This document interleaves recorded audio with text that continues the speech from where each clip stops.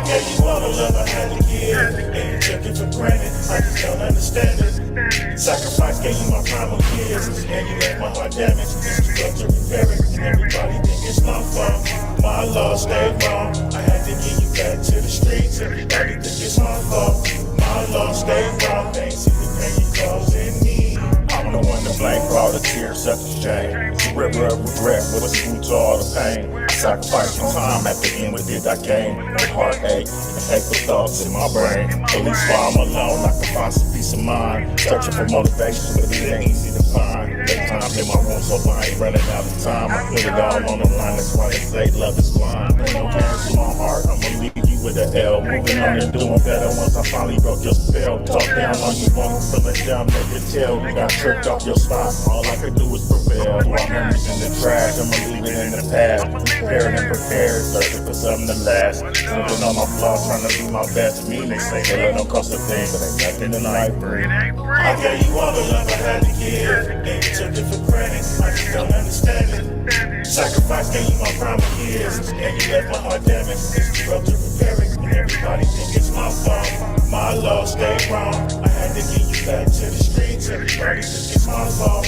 My law stayed wrong. They ain't see the pain you causing me. I gave you all the love I had to give, and you took it for granted. I just don't understand it. Sacrifice gave you my primal years, and you left my heart damaged. You broke to repair it, and everybody think it's my fault. My law stayed wrong. I had to get you back to the streets. Everybody think it's my fault. My law stayed wrong. They ain't see the pain you causing me. With thought of you comes great doubt of decision. But he who lingers in lust, disguised as love, is in prison. So I wither from thee and allow growth of my full potential. For all your shameless glory feeds your pity. My presence is no longer visible. My identity intact and pure.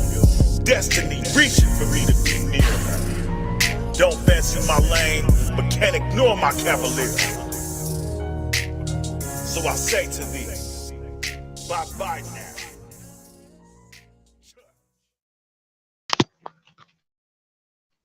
Yeah, y'all know what it is. You know what I'm saying? Welcome to the den. Welcome to the den. We have an awesome, amazing show for y'all. You know what I'm saying? A demonstration and dialogue in unity today. You know what I'm saying? Bringing in our brother Kemetian, Heruphant. You know what I'm saying? Of the Moorish American, Moorish American Science Group. You know what I'm saying? We're gonna bring forth that one God. Let me pardon self, brother. Government, Yeah, man. yeah, No, brother. that's a different organization, but yeah. I caught that too. Yes, Moorish sir. My American bad. government. Yeah, that's Moorish different. American government. There you go. All right. Right. So, you know what I'm saying? He's gonna bring to us, you know what I'm saying, the knowledge on that one God, one people, one nation. He's got his elder with us, blessed and honored to be here, Dr. Akhenaten, Dr. Akhenaten. Can you say the name for me fully, brother? Yes, Can't sir. read my Dr. handwriting. Akhenaten M. Heru, Tutankhamun Bey, Islam. Yes, sir. Yes, sir. And our elder sister here, Carter, Sister Carter Bay. You know what I mean? And you know who it is? It's, you know, Zion the War Child. You know what I mean? And I just want to let our brothers bring forth this knowledge today. So let's just get it started, brother Kemetian. Go ahead, commission. Introduce everybody. You know, introduce yourself. Introduce your people you got on the panel. And like I said, Yes, this is a sir. unity build right here. This is what we doing Yeah, over here. most definitely. That's Go ahead, exactly Aki. what it is. It's we having our Moorish perspectives right here in the lines then. So we want to rise upon the seven first and foremost, and we give praises, to the great God, whom we call Allah. I don't care what name you use or whatever the case may be, we honor the name Yahweh too, if that's what you call it. Yahuwah, Yahweh. However, we honor all of that, but the great God is the terminology we use. We're theocratic government, so we bring those measures forth. But I come forth as a man of no reputation, and I'm just here to aid and assist my people, and uplift fallen humanity. And I'm here on the behalf of all 60 million of my people. those who are conscious and those who are unconscious. I'm a representative of the Moorish American government, and I think it's enough to say that. But, I'm a more of a representative, of Prophet Noble Drew Ali, who is the founder, in divinity of this special government, because we can't talk about, who we are in this nation unless we mention and give honors to the founding father.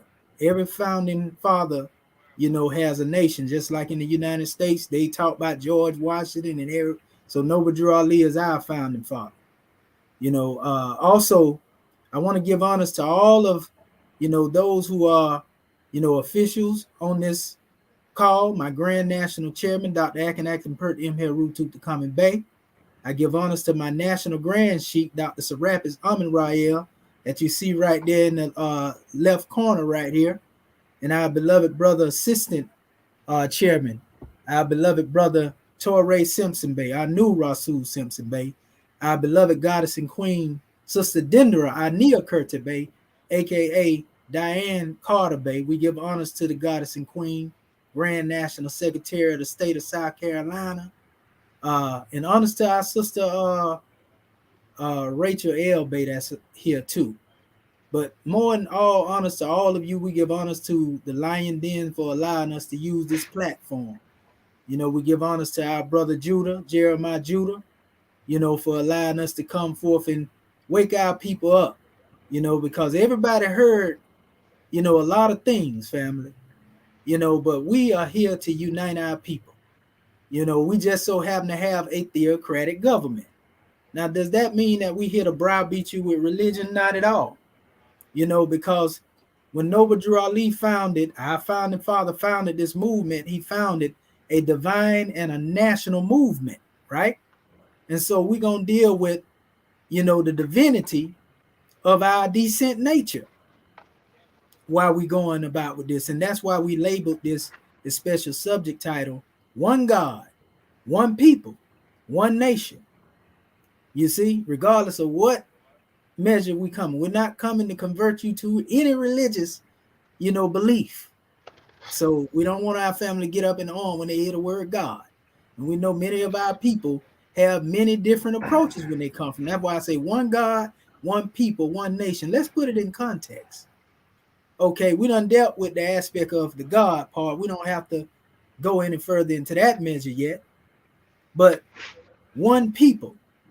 It don't make no difference who you are, what you call yourself, what group that you're a part and partial of, what organization, fraternal organization, social organization, whatever affiliation you're a part of. You still one people in essence. We all suffering on the same oppressor, in the same oppression. We all have been brought out of the same conditions, of systemic oppression. So therefore, we should be trying to come together as one people. That's for that particular group of people that just, they can't deal with the God aspect. Even if you think you're atheist, we still need to be one people and get our minds together, our acts together, our ways together, our deeds together, and share in those talents that we have in uplifting fallen humanity. One nation now, on the other hand, you got people all over the place. But when you have nations is an organization of a conglomerate of people that have come together as families, and they have attached themselves to the human family. You see? And so when we say one nation, well, it's many different tribes and customs. And so we're not here to get caught up into customs and how they do it this way, they turn this way when they do it, and they wear this, or he got to wear that and she don't. That ain't what we here, to go back and forth in. And in fact, what I want to do right now, Brother Simpson Bay, do you have your book of fire at hand right now on you? Yes, Mom, can you hear me? Yes, sir. I do. I want to read this short portion from the book of fire. I want to go forth first and foremost with our chapter, though. I want to open up with that. Our subject chapter for the week. Oh yeah, no doubt. Yeah, we can let the goddess read that if you want to, Sister Carter Bay, because I know she got a more holy Quran right there with her. And then you can come forth and read from the book of fire. What That way we page? open it up as we open it up normally in our call. Islam. So Islam, you what just page? get ready to go to page 73. And our sister called Kurta Bay, are you there? Islam, I'm here. Okay, Islam. Read our subject chapter for the week so we be in line with, our theocracy. Islam, gratitude. I am Diane Carter Bay, my comedian high name being Dr. Dinger Ani Okurta Bay. First, let me rise and give praises to the great God Allah. I give honors to our holy prophet, Nabuju Ali. I give honors to Act 1. I give honors to everyone on this call this afternoon. I'll be reading chapter 14 coming from our uh, Holy Quran.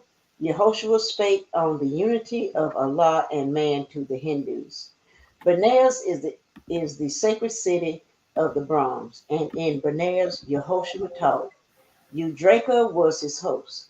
Eudraka made a feast in honor of his guests, and many high-born Hindu priests and scribes were there. And Yehoshua said to them, with much delight, I speak to you concerning life, the brotherhood of life. The universal Allah is one, yet He is more than one. All things are one. By the sweet breath of Allah, all life is bound in one. So if you touch a fiber of a living thing, you send a thrill from center to the outer bounds of life. And when you crush beneath your foot the meanest worm, you shake the throne of Allah and cause the sword of life to tremor in its sheaths. The bird sings out its song for men, and men vibrate in unison to help it sing. The ant constructs its home, the bee its sheltering comb, the spider weaves her web, and flowers breathe to them a spirit in their sweet perfume that gives them strength to toil. Now, men and birds and beasts and creeping things are deities made flesh, and how dare you kill anything? It is cruelty that makes the world array. When men have learned that when they harm a living thing, they harm themselves, they surely will not kill, nor cause a thing that Allah has made to suffer pain. A lawyer said, I pray to Yehoshua, tell who is this Allah you speak about? Where are his priests, his temples, and his shrine? And Yehoshua said, the Allah I speak about is everywhere. He cannot be compassed with walls, nor hedged about with bounds of any kind. All people worship Allah, the one, but all the people see him not alike. This universal Allah is wisdom, will, and love. All men see not the triune Allah. One sees him as Allah of might, another as Allah of thought, another as Allah of love. A man's idea is his God, and so, as man unfolds, his God unfolds. Man's God today, tomorrow is not God. The nation of the earth see Allah from different points of view, and so he does not seem the same to everyone. Man names the part of Allah he sees, and this to him is all of Allah. And every nation see a part of Allah, and every nation has a name for Allah. You Brahmins call him Paragram. In Egypt, he is Thor, and Zeus is his name in Greece. Jehovah is his Hebrew name, but everywhere he is the causeless cause, the rootless root from which all things have grown. When men are afraid of Allah and take him for a foe, they dress up other men in fancy garbs and call them priests. And they charge them to restrain the wrath of Allah by prayers. And when they fail to win his favor by their prayers, to buy him off with sacrifices of animals and birds. When man sees Allah as one with him, as Father Allah, he needs no middle man, no priest to intercede. He goes straight up to him and says, my Father God Allah, And then he lays his hand in Allah's own hand, and all is well. And this is Allah. You are each one a priest just for yourself, and sacrifice of blood Allah does not want. Just give your life in sacrificial service to the all of life, and Allah is pleased. When Yehoshua had thus said, he stood aside. The people were amazed, but strove among themselves. Some said, he is inspired by Holy Brahm, and others said, he is insane, and others said, he is obsessed. He speak as devils speak. But Yehoshua tarried not. Among the guests was one, a tiller of the soil, a generous soul, a seeker after truth, who loved the words that Yehoshua spoke. And Yehoshua went with him, and in his home abode. Islam, Islam, Islam. I will now turn it back over to our National Assistant Grand Chief, National Chairman, Dr. Torrey Simpson Bay. Islam. Islam. Can you hear me, sister? Islam, I can hear you well. Yeah, I want to give a brief moment, Oh, okay. because I want to tie our holy covenant of the Asiatic nations into this special portion, just to give a measure to give our family out there some understanding of that. And this is to get into the one God aspect, and then we're going to get into one people and one nation, because we deal with the divine and the national side of the movement. If we notice here in what our sister just read, family, what was stated, the key point is that all people worship the great God as one, but everybody don't see him alike. So however you see him, some of our people say they don't see him at all. That's their degree of unfoldment. We're not here to debate that with you. We're not here to say you worship a different God than us, so we don't like you. I call that religious gangbang. We're not here to get into that, but we only here to give you a Moorish perspective of what it means to demonstrate the unity of a creator for those who do have that foundation in it.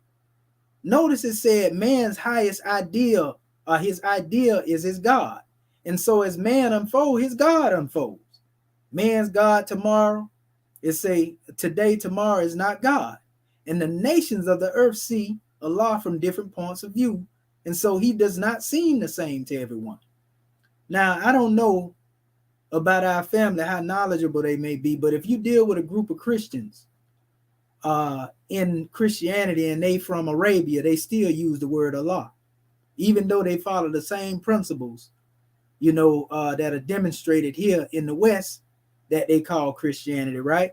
So in other words, you just know the name Allah is the name for the creator in the Arabic language, just as Allah can be found in the Hebrew, it can be found in Egyptian, all over the place, meaning it's basically the name for the creator, universally, right?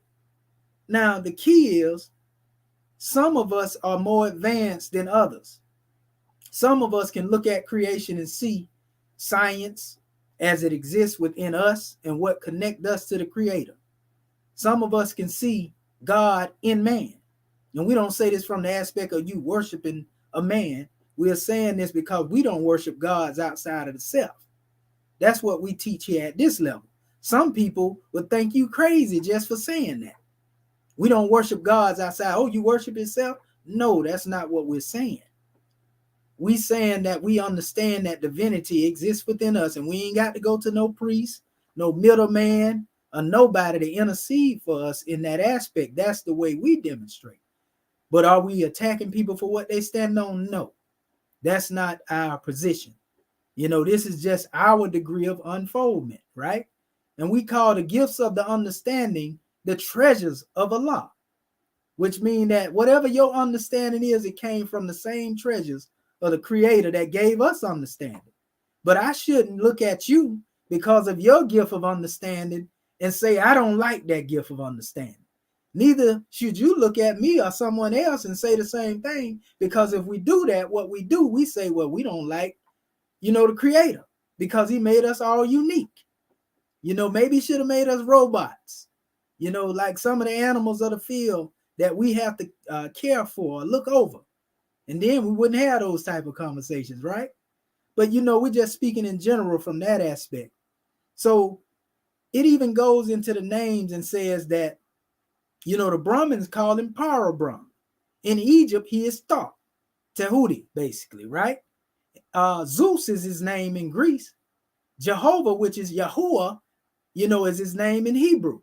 But everywhere he is, the causeless cause, the rootless root from which all things are grown. So you see, we're not discriminating against someone's belief because the name of many are mentioned right here. You see?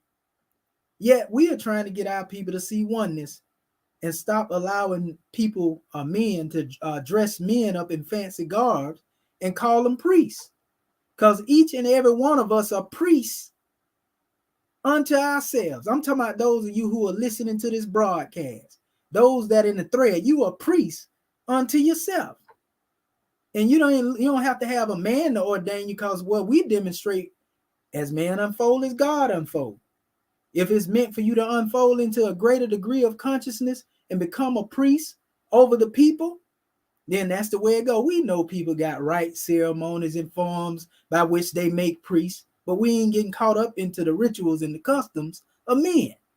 We're just saying that we honor man, by honoring the God in man. So I don't care if you call yourself Buddhist. I don't care if you call yourself Israelite. I don't care if you call yourself, Hebrew Israelite, Nation of Islam, New Black Panther Party, whatever you call yourself, whatever you believe in, that's all good and well. But our people need to come together as a whole. Because even in Africa, there are various different belief systems over there in Africa. But it's still one continent, right? It's still one continent. You got the Congo, you got the Cameroon, you got the people of Senegal. I mean, you got all types of people, and they all have different beliefs, but they got African pride, don't they? They got one African pride. When they come over here, they African, right? Well, what about us when we leave here and we go somewhere else? Well, we say we American. Well, how did you become that? We'll get into that in a minute. I'm just giving an example. Even when it came to our people being on the slave ships, and this is what I always mention, when they was on the bottom of that ship, family, they didn't care about what tribe they came from or who was down there with them from what, even if they were going to war with each other. The only thing on their mind being shackled, laying down in their feces and urination and everything else, was getting free, getting to the top of that deck, and getting them some freedom. You see, that's the only thing our people was worried about at that time. And so we're trying to get our people to see the same thing. We complain about the way we've been treated under this present system, right? Oh, I can't get this amount on the job. They treating us like that. They shooting us down. They doing all this stuff here. But yet and still, we still are aligned to the same people that are oppressing us. We still aligned to the same people that have their foot on our neck, and we comfortable in that. So if we ain't really paying no attention to it while we living on it, what's wrong with those who say, well, we the group that's gonna rise up and we're gonna be successionists and build our own demonstration? Why can't we sit down at a table and become one people? We can get to the other conversations about what we need to do to bridge the gaps and all of that later, behind closed doors. We don't have to be out here in the public going back and forth tooth and nail at each other. You see, and this has always been my message. Now what you will hear me coming forth with is I attack that Eurocentric theology. So if you hear me coming at a particular measure, I ain't coming at my people or my brother. I'm coming at the Eurocentric interpretation that we have received. And I'm saying we need to rewrite our history, because that's what our founding father, Prophet Noble Drew Ali, told us. He said, we got the pen in our hand now. So guess what? We're going to translate our own text. We ain't going to stay dependent upon what the European has brought forth and be content with that. We're going to build our own school. We ain't going to stay over there and be under what they built and be content with that. And so that's self-determination. That's what we're getting at. But what I want our brother Torrey Simpson Bay to do after I come forth with this measure on our holy covenant, I'm gonna let our family get a draw and we'll come forth a little bit more. But the holy covenant of the Asiatic nation is a thing that our prophet gave to us as a foundation. And it unites all of us because he spoke of what he called the unity. You see, the unity. He said, salvation, our God, and unity, right? He said that basically we derive our power and authority from the Grand Quran of Muhammad. And that's what the ancient Kemetian interpretation. That's where the unity come at. He talked about the uniting of the Asiatic states, Asiatic nations. And let me show you something for those who have a problem with that word, Asiatic. I want to share this screen real quick so our people don't get it twisted. I want to show you something here. Listen to this. And we can get into the conversation about it when we open up the floor later. Asia, originally applied to the peninsula of which Caria formed the western extremity. The affiliation was gradually extended to the whole continent, right? It says, in this sense, it is used by Herodotus, or Herodotus, whichever way you want to say it, who remarks that Egypt did not belong to either Asia or Africa, the Nile being generally viewed in the time of Strabo as the boundary of the two countries. The term Libya was sometimes used in the same extensive exception. And they got maps that show this stuff that's being read here. I got a lot of them. But it more commonly denoted exclusively maritime district between the greater cities in Egypt. The natives of Africa are divided by Herodotus into two races, Africans and Ethiopians. It says one possessing the northern and the other the southern part. By these nations, remarked Major Rennell, are evidently intended the Moors and the Negroes, which two classes are as distinct in the present day in the ancient times, and apparently have not greatly varied their ancient limits, although the Negroes may in many instances have received new masters from among the Moors. It says the common boundary of the Africans and Ethiopians in ancient times may be placed in the southern border of the Great Desert. Now, this is an ancient source right here, right? And the information that they're giving here, they're using, certain terminology such as Negro and so forth and so on. But we know that the Moors, the true Moors, were, of Asiatic, what we call a melanated hue. You see? And all of the Europeans' interpretation of them later, we can get into that at another measure. I got videos I did on that. We don't want to tear it long. I want to show you this here, though, because there was another measure I had up here. Let me get back. Let me see here. I had another measure right here I want to show our family, and this is dealing with a map. That's very important for those who have any question before I go into this holy covenant of the Asiatic nation. Here we go right here. Look at this, family. Now, we know that these are determinatives right here. We ain't got to get into the aspect of dealing with the language and none of that, and talking about symbols being alphabets or none of that. We're dealing with these symbols of a man here and a woman there, right? Ain't got nothing to do with the alphabet. But these people that are seated here, and this symbol down here, they say, well, it represents plurality, right? But it actually deals with a people in their occupations. CRMT, that's the actual word that comes from Hieratic. It don't come from these symbols, contrary to popular belief. We can get into that later. But this word means people. But it also extends itself in the Asiatics and witnesses as well when you cross these measures up according to, the way things were given. So Asiatic wasn't a term that was just given to a Hyksos people. There was a term, Asia, as referring to the people. Now, this is an ancient map right here from the 1500s. Let me close it down a little bit. I open it up too big. Then. This is an ancient map right here, family. And it includes, goodness gracious, well, let me let it process real quick. This ancient map, though, that I have here is actually a map, family, that deals with right here in this spot here, said America parse, right? Europe parse. The word parse means a portion or a part, right? Then you have Africa parse, right? You know, and all of these particular continents here, which were mainly the original maps, didn't have but these on them during this time.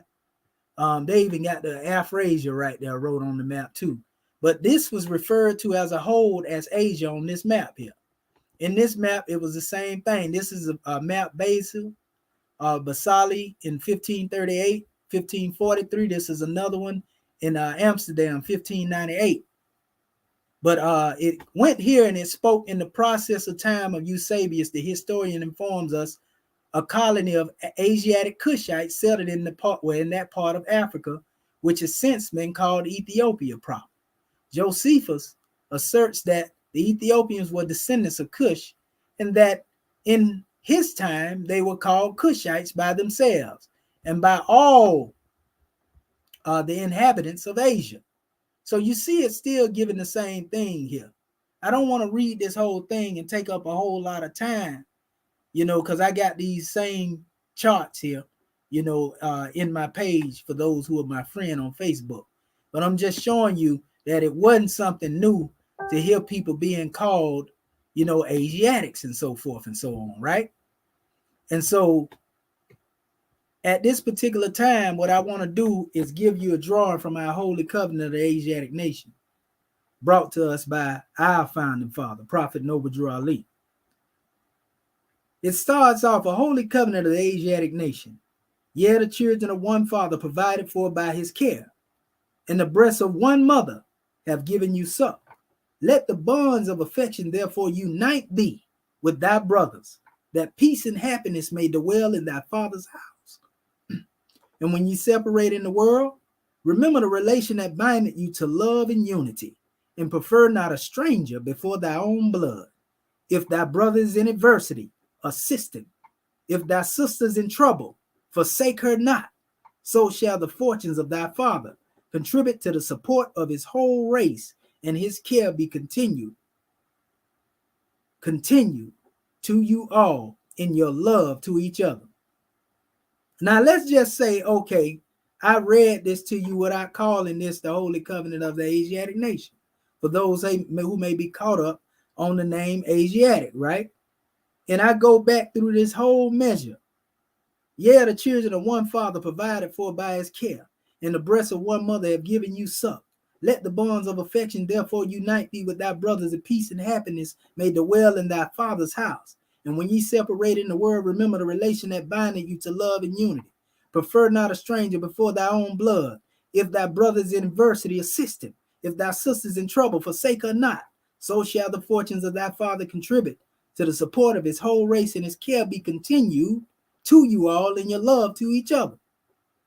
Anybody can adopt that covenant and live by that covenant if they honor their brother as they honor themselves, if they honor their sister as they honor themselves, if they honor their father and their mother. You know, we tell you that the father represents your descent lineage. We tell you that the mother represents your divine creed, whatsoever it may be. So honor your mother and your father, that your days may be long upon the land. If you don't honor your name, your one free national name, and you don't have a name that connects you to the land, then you somebody else's property. You free game for being dealt with any type of way. Facts. So the thing is that we haven't been able to come together with a term that attach us to the land. See, it ain't about making up a name that sound good and saying this is we. So when we say we Moors, we ain't saying that because we just chose a name. We're saying this because it's written in the European law that we identified this by this name are attached to this land. You can't say that about every other title we come up with and make up. They're not attached to the land, so we can call ourselves that. We can become a big group, but if it's not in the law, you know it's not going to be honored to the extent of you being a nation. That's why Indians can come up and get a plot of land under what they call, you know, what they call them, reservations. And that Right. ain't really solving it because they still got power over that. Yep. But you actually was the owners of this. Your people was here before they came. They got to give it up, but they ain't gonna tell you who you is. Not when it mean they got to get out the way, But as long as they can keep our people asleep and not embrace their one free national name, and I'm gonna read something to you after this, brother, because I want to show you things. I don't want to just do a lot of talking. I want to show our people so they get a clear picture right here. For example, see this brother here, and I'm giving it to you in a minute, brother Simpson Bay. See this here, this brother right here, right? This brother was known as the Moorish Prince, right? I don't know why I keep doing. You let me expand it, but that's all right. But this brother is known as the Moorish Prince, right? Abdul Rahman. This is in 1828. This is a whole book on showing how this brother was freeing himself here in America now by letting it be known that he was a Moor. This is back in 1828. He went to the courts, you know, and that's basically what this whole document is about. You know, this is, and that's why I say Moorish Prince, and these are actually his writing. And he was writing in Arabic. You see, that ain't no European now. For those who always talk, oh, the Moors, you know, here it go right here, the Moorish Prince. Go look it up as I'm talking. You know, for those who have questions about this, go look up the Moorish Prince, Abdul Rahman, and look up the case that was brought forth and what was argued in relation to dealing with his nationality and how he had to be released because he wasn't somebody else's property. That's why on our Grand National Seal, which I'll show you in a few minutes, that we have in the government, we say, you know, Moorish American nation since 1865. But you say, well, that was before Noble Drew Ali was born. But Noble Drew Ali, Prophet Noble Drew Ali, was the first one to remind us of who we were. But we had already been freed. 1865, you'll go back to when we were supposed to be freed on the Emancipation Proclamation. You know, but if you don't know no better, you get to arguing and setting up different corporations and organizations because you think you somebody else's property, and you don't even know the door wide open for you to build your own nation. And that's where our people as a whole fell asleep behind the wheel. You see, they fell asleep behind the wheel, family, and so they don't know what nation building is. They think being in a nation is just being a corporation, being a church, Western Freemasonry. And we don't say this to attack those groups. We are saying as many as Masons throughout the whole world. It's a lot of them, all over the place. But have they come together as a collective and built the government? That ain't attacking them by asking that question. No, they didn't. Let's deal with the church. As many of our religious organizations that are on the manifest, it's a lot of them throughout the world.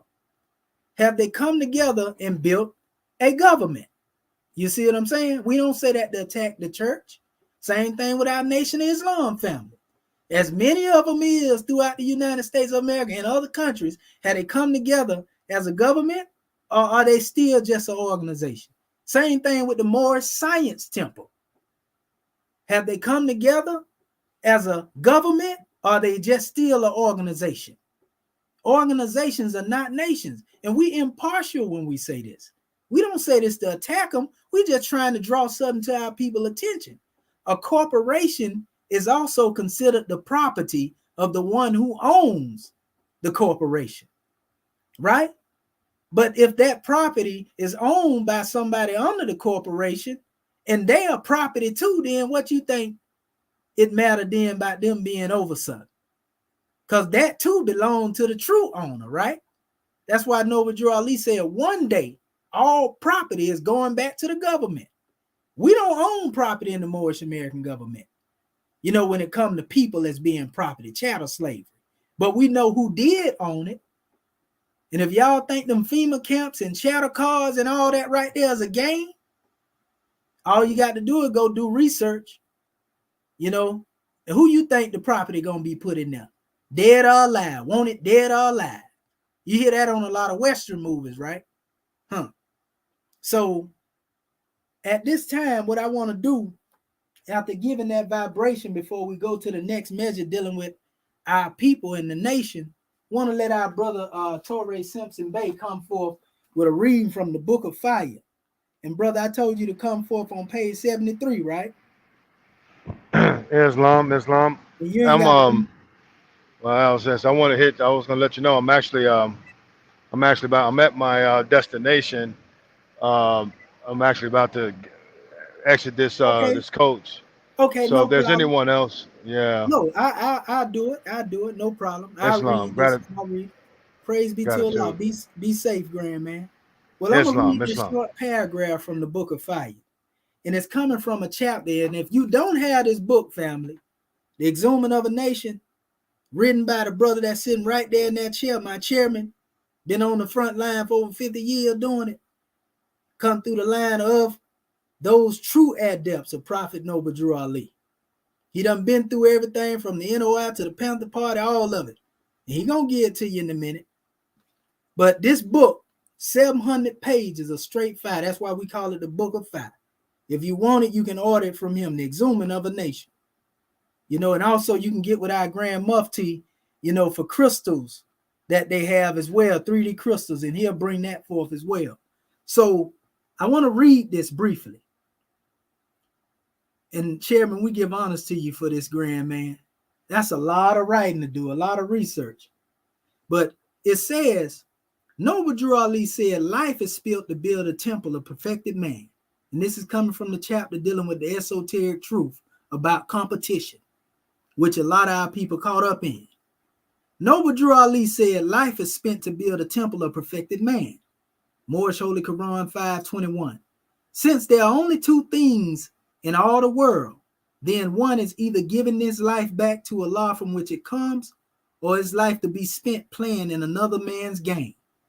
Those who create carnal games and authorize competition do so with the intent to fleece the minds of men.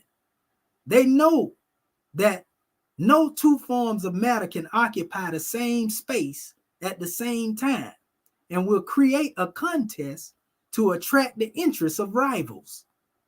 Ironically, in most games, the object fought over remains with the third party, e.g. basketball, the soccer ball, the football, etc.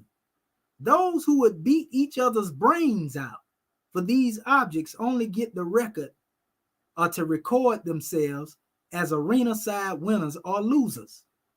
It is Satan who supplies Muslims and other people of the book of forbidden, well, the objects to the games and the various of those supplies abundantly, pardon self. Competition always involves games of chance, and Muslims and other people of the book are forbidden to play games of chance for the aforementioned reasons. There behind the times back was a third world and underdeveloped countries. But it is they, the faithful, who is in the high road watching the hungry scavengers flying, cat scent devour, and leave crying out caveat emptor, cast out the dead carcass. All competitions and wars are subservient to time, and they thrive upon the things that Satan exploits: hatred, envy, jealousy, misery, aggression, malice, slander, rape, vanity, nationalism, multination, murder, racism, lewdness, pogrom, theft. Ironically, competition is a development from rivals of identical or similar statuses. The life of one is contingent upon the other, and ultimately acquiring the same negative results. They are alike, yet are competitively classified as different or greater. Losers or winners, hero, villain, white, black, slave masters, slaves, civilians, convicts, gamblers, preachers, cowboys, redskins, lovers, players, saved, sinners. It is the thrill of victory to one brother over another brother's agony of defeat. Yet in the world of dualities, competition made fools of the entire family because it devours both the participators and spectators alike. In the grip of competition, there is no distinction between the two. Man is not created to gain strength from weak sources. He must grow in wisdom by the exercise of thought. When his mind is idled or pacified, is also when he is most weak and vulnerable. Most men born into the socially induced world of competition have adapted so well until they accept it to be normal, and they live each competitive day without question. Still, although the devil can do mighty works, it is noteworthy how he is able to convince an entire civilization that competition is necessary and healthy for political, economical, social, and religious growth. Worse yet, people would rather believe this lie and revealed as fools.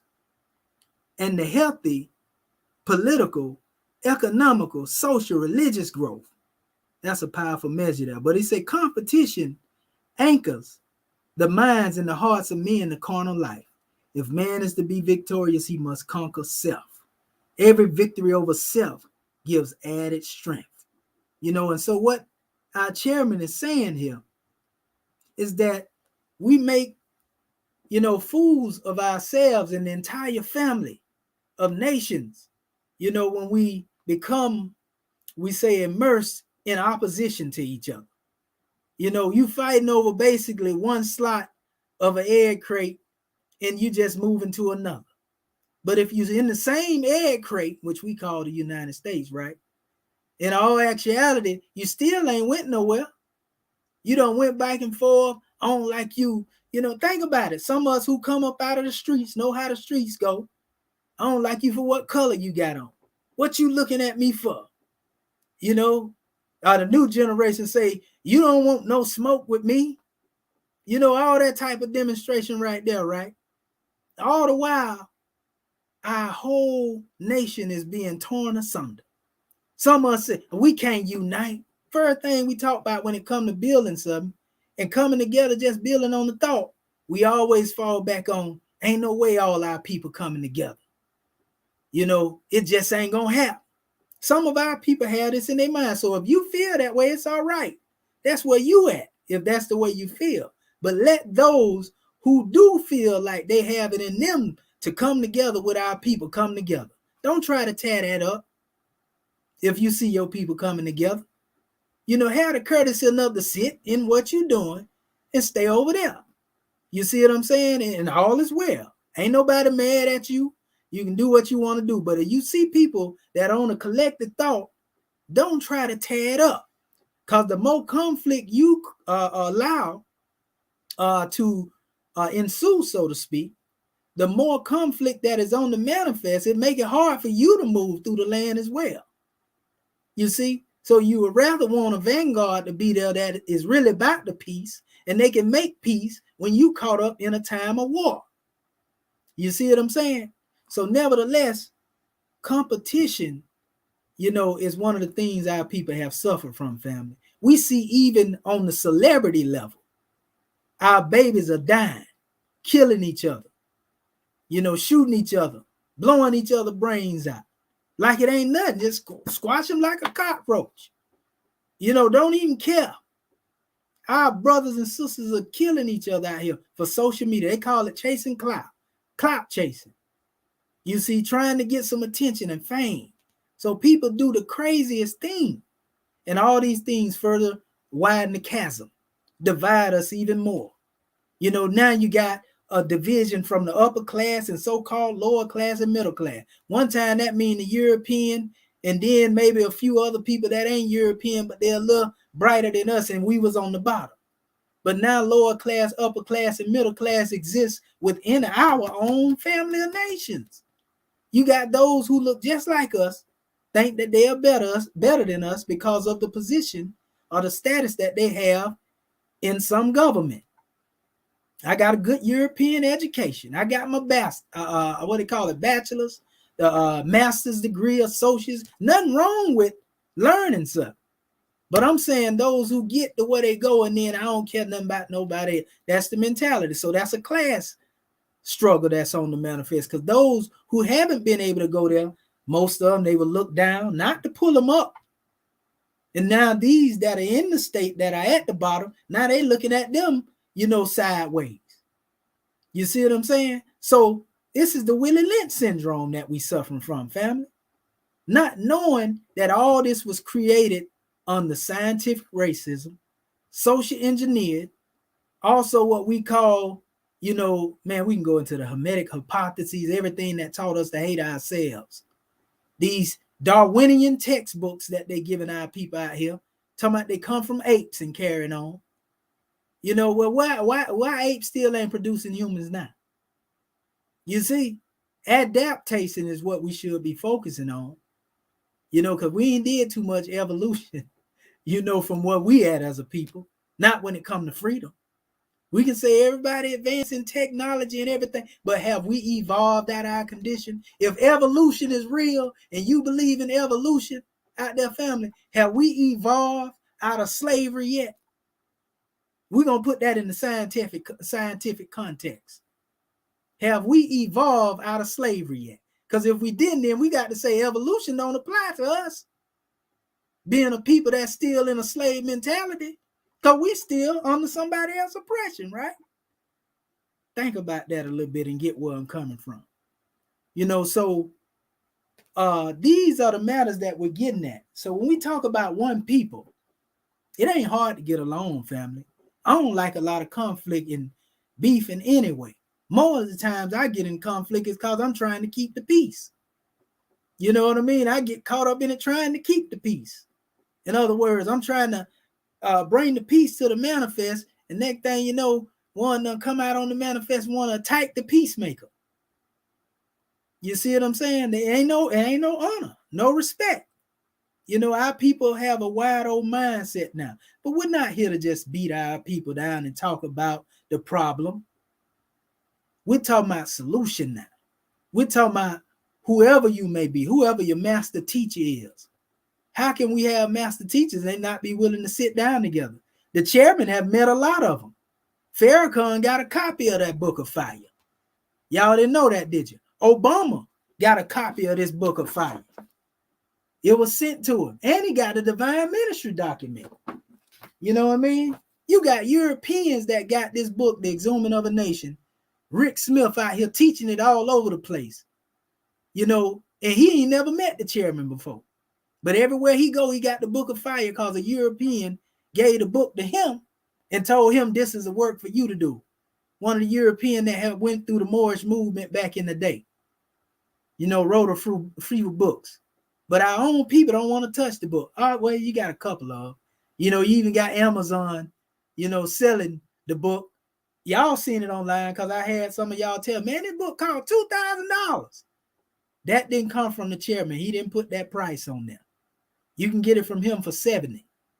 And it's well worth it, family. 700 pages of fire. And it'll tear up slavery, root and branch. You know, for anybody that really believe their condition can be better. So the question is, do we believe that our condition can be better? You know, that's the question that we have to ask ourselves. And again, it's all about oneness and unity. One people, one nation. One nation. So whoever you are, we are appealing to you, family. Put aside your differences. Whatever your philosophy is, we ain't got to get into that. But we inviting our family to the manifest that they can aid and assist. Bring your talents forth. Your people need you. The only thing that we will ask is there a unanimous will among your people to be free? You know, and I close with this measure because I want to leave time and I want my chairman to come forth so he can breathe on the masses. But I close with a grand measure, family, that I always try to bring forth to our family that many of our people don't know nothing about, you know, because they outside of the paradigm. So we don't blame our people for what they don't know. But we know it's our duty and our obligation to teach our people. Teach them their nationality and their divine creed. That's what our duty is. And you can't, it take one of us to teach us to be us. We can't go up in Harvard, Yale, and other places and expect these people to teach us to be us because we seen where that has gotten our people. You know, and if money was enough to free us after we get an education, and why we ain't free yet? We got a whole bunch of millionaires that's running around here now. And they going through it. You see, because slavery is still there. Mental slavery is the worst form of slavery that our people still suffer from, family. I don't care what it is our people say they believe in or what they stand on.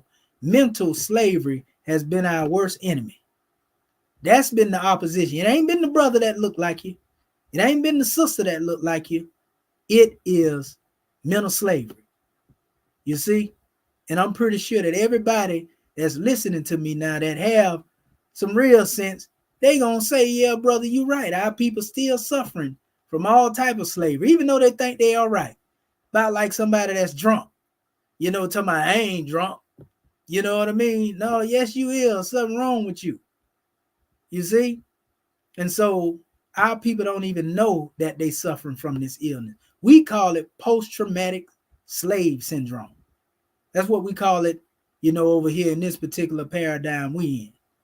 You see, so we don't want to tarry long, but we want to definitely give a strong measure of encouragement to bring unity to our people, bring oneness to our people, you see?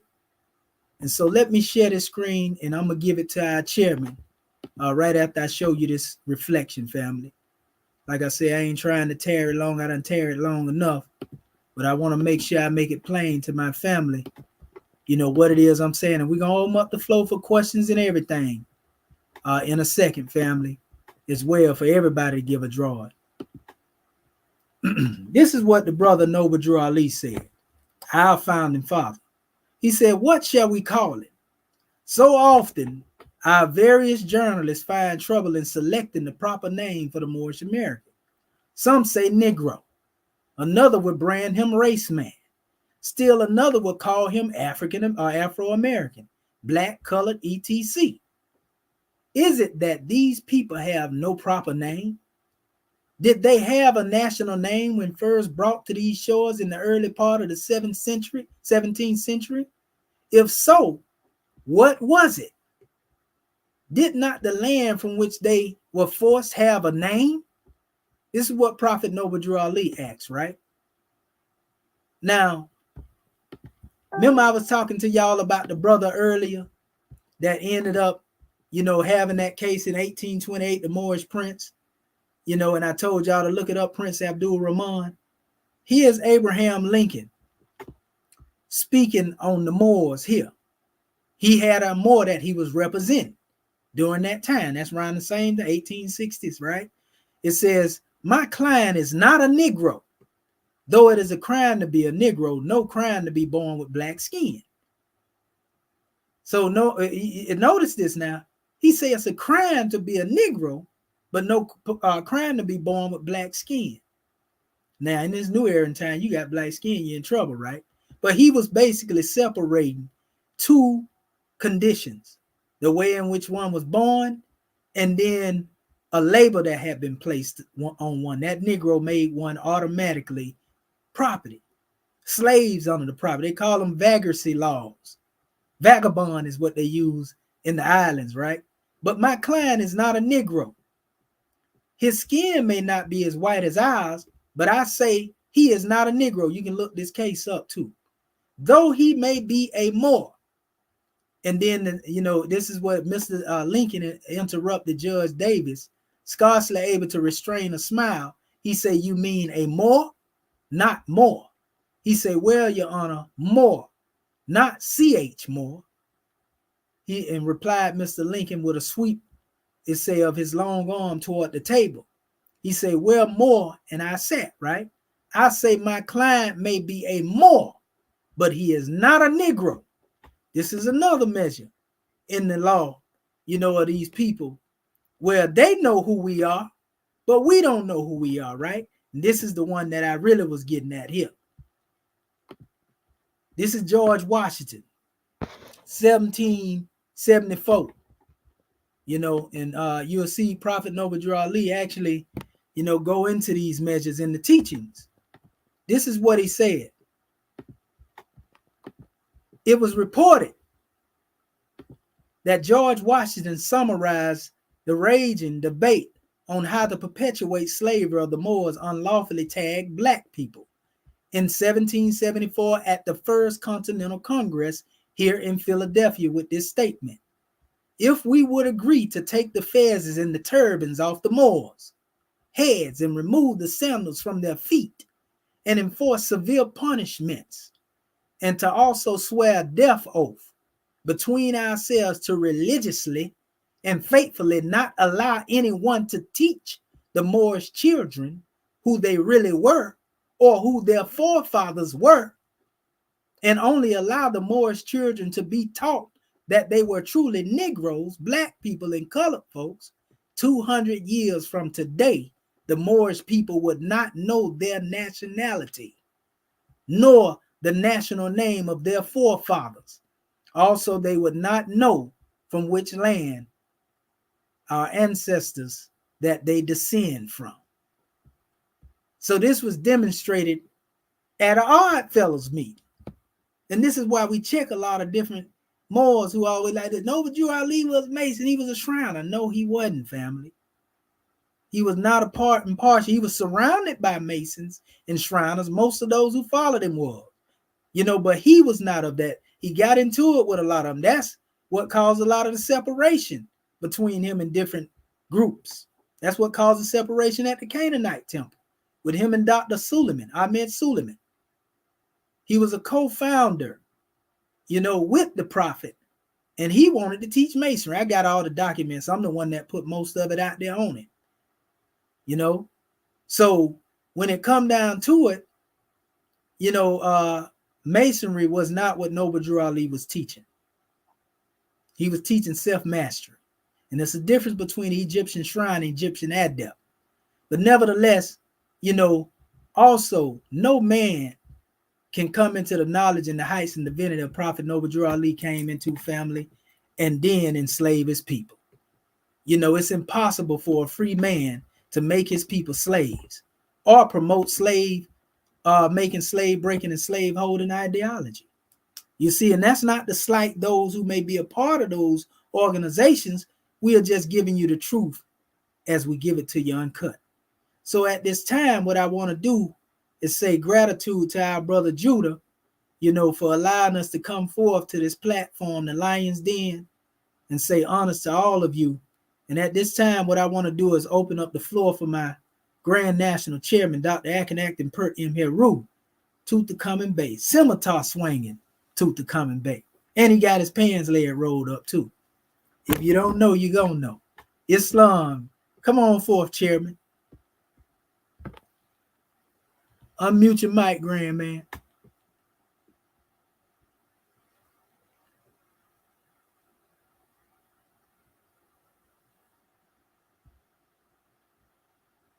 Yes, sir. You should see that little white icon at the bottom. It say unmute, and you can unmute. Oh, what about now? Oh yeah, we hear you loud and clear. Now you got to put your I think you got the YouTube page. Oh, you're gonna have to mute that YouTube page out because it'll give feedback through here if you don't. Okay.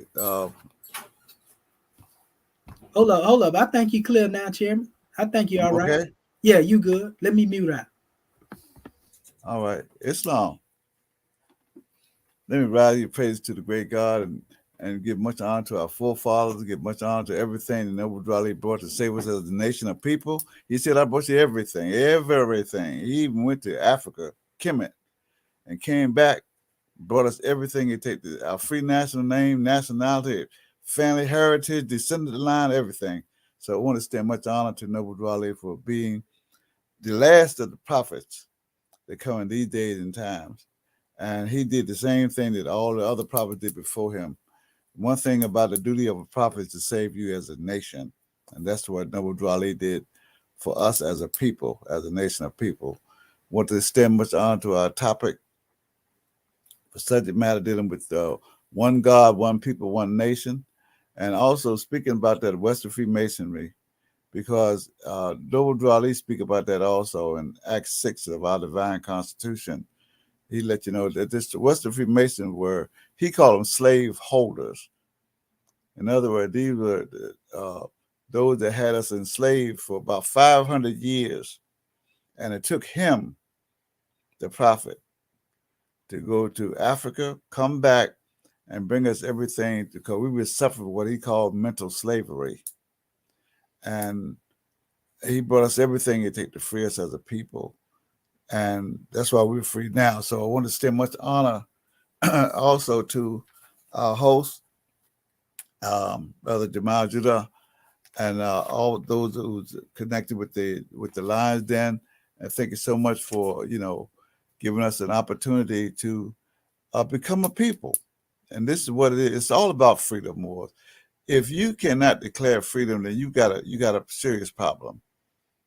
Every nation on the planet can declare freedom, because to be a nation, you've got to be free. Because being a nation of people, you have to have a descendant line. And so with this in mind, I want to extend much on to our Morris American Grand National Seal, emblem, our national flag, our divine constitution, our history, everything. Uh, this enables you to become a man. You got to become a man and a woman in order before you become a mother and a father. Before you become a husband and a wife, you got to be a man and a woman first. But you can't be that if you're not a nation, you're not a government. So anyway, just an honor and a blessing. It's just a magnanimous class, and I want to thank everyone for their participation in the program this evening. And I'm just totally charged up, because this Sunday we do 7 days a week. We got classes. You can go to our website, morrisamericangovernment.land, and tune into our website. We got classes 7 days a week.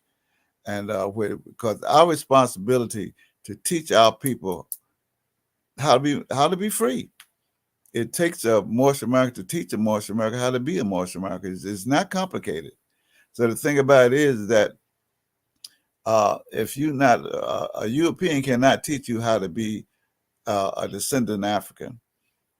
And if you want to look at the record that Noble Drew Ali brought when we were first brought over here and put into slavery, it was a terrible thing. The thing about it is that because they were so anti-Islamic, that the first thing they did was what is called denationalized us, took away our nationality, and it was so bad, it was terrible, Morris. Okay, so the thing about it is that we're here now because we have our own divine constitution. We've got everything it takes to save ourselves as a nation of people, and we're here. I just want to give honor to this magnanimous class and program, and thank you so much. And we got Moors here all over the country, and the Grand Sheik and the Mufti, everybody's here. Thank you so much, Moors. So hopefully, we get a chance to speak, but I want to extend much honor to. I'm here. If you need me, just call me. I'm here for you. Like I said, my pants leg rolled up. I'm ready. Yeah, we ready. Islam.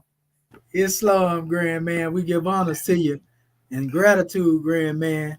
We love you. And we're gonna go to our Sheik, National Grand Sheik, Dr. Serapis Amin Rael. Islam. Before we go to our Sheik, Brother Judah, you all right, Grand Man? What you think? Yeah, I've been listening from my phone, and I was eating at the same time. I didn't want to eat on camera. But hey, I'm good with the build, man. This is what we trying to do. And I appreciate y'all coming on here, supporting the channel, sharing the channel.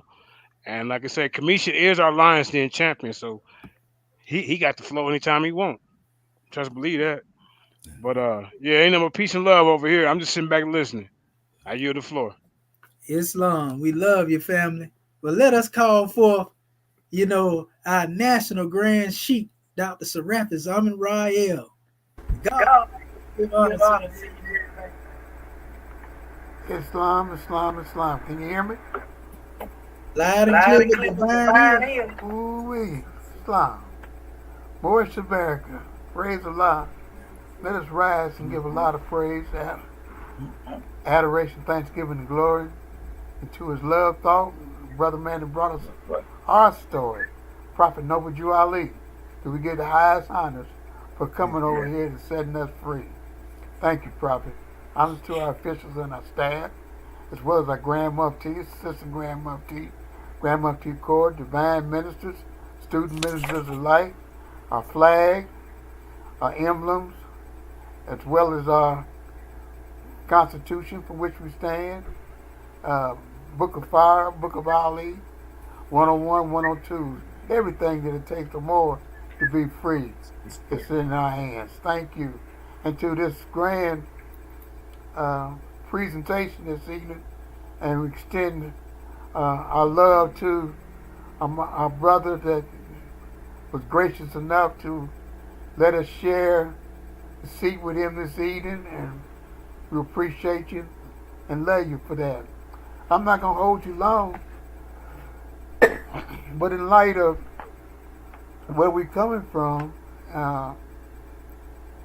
we're talking about that which seems to be causing a rift in us as a people. And our prophet had diagnosed it as being us having a religious controversy. Or let me put it like this. Let the prophet speak to you. He said, in this age, there is still much religious controversy as to the right thing. Big and powerful ministers have come to the conclusion that something is wrong. Some say it is the Ten Commandments. Others say there is a lack of sincerity in the purpose of the churches. Still others think it is all worthless and not fit for the time it takes to attend them. However, whatever their final decision might be, it is certain they will make and change, or rather try to make one. The fact of the matter is that they have always had only a reflection of the truth and not the real thing. Like one who holds up the sun, hold up to the sun a mirror and cast a few of his diverted rays in a different direction, so have they done with the truth that is supposed to come from the east. There are but few people who know what the truth is all about, man. And that a few know it is foolish to try to impart it to the ignorant. Although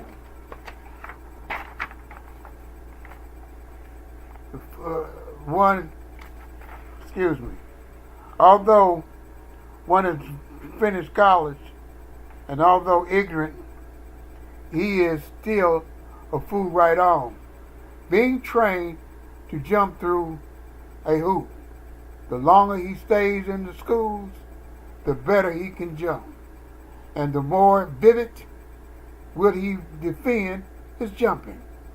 From the east comes all light, but though the sun is hanging at high noon, the blind cannot see. The same is with the Islamic creed. From the east was brought to the Asiatics of America by Prophet Noble Ali, and offered to those who were sick at heart, tried for many years, yet they are blind and cannot see the light. Nor is the prophet trying to put new wine in old skins, for he knows that it will bust down. Still, he has the only remedy for the nations, and that remedy brought by Jesus, Muhammad, Confucius, and all of the other prophets, which remedy is truth. The nations do not want the truth. It is too stern. But until they accept it and find out where it is, there will continue to be religious controversy. So in essence, to that demonstration, my brothers who are listening to us, our situation, or divide and conquer method that the Europeans is using, is based on the religious belief. and where we coming from. And this is what's holding us down. Get rid of that, and we'll fall, not fall, but move to the side in comfort of our holy prophet and our ancestors. Islam. Yes, sir. Yes, sir. We couldn't get it no plain than that. You know, the prophet most definitely spoke well on that one, Sheik. Islam. And that's real. Religious controversy. That is exactly what's dividing our people. You know, and it's dealing with levels of understanding. Not that one don't have the truth. It's just who has taught us that truth. You see what I'm saying? And some of us, I tell our people all the time, we go back and forth over information, but in all actuality, it's the interpretation of the individuals that authored the information that one is arguing over. You know, one is not really came forth with our own text to present that to the people in our own research. You know, we going back and forth over something the European ain't even arguing over. They can come out talking about extraterrestrial spaceships and everything and have no foundation to prove that, and other Europeans gonna support them Europeans, put them on a national platform and everything. But we get into conflict over just one word, you know, one statement, and we done flew off the hook. Goodness gracious. And speaking of that, in the light of that, we're going to our brother, well, actually, we're going to our Grand National Secretary of the State, because I didn't see her there earlier, but we're going to call to Act 1 and see if she's on the manifest to give us a drawing, you know, because we love to hear from the goddess and queen as well, if she is available, you know, before we even go into that other area. Islam, Chairman.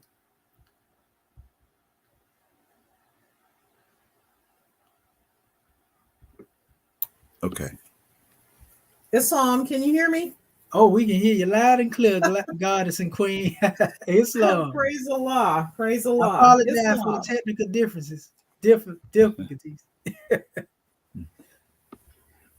Islam, Moorish kin, family. First of all, I want to rise, giving all praises to our Father God Allah, giving honor to our Prophet Noble Jurali, giving honor to all of those under the sound of my voice, giving a special honor to Dr. Jeremiah Judah and to the Lion's Den for providing the forum for this class this evening.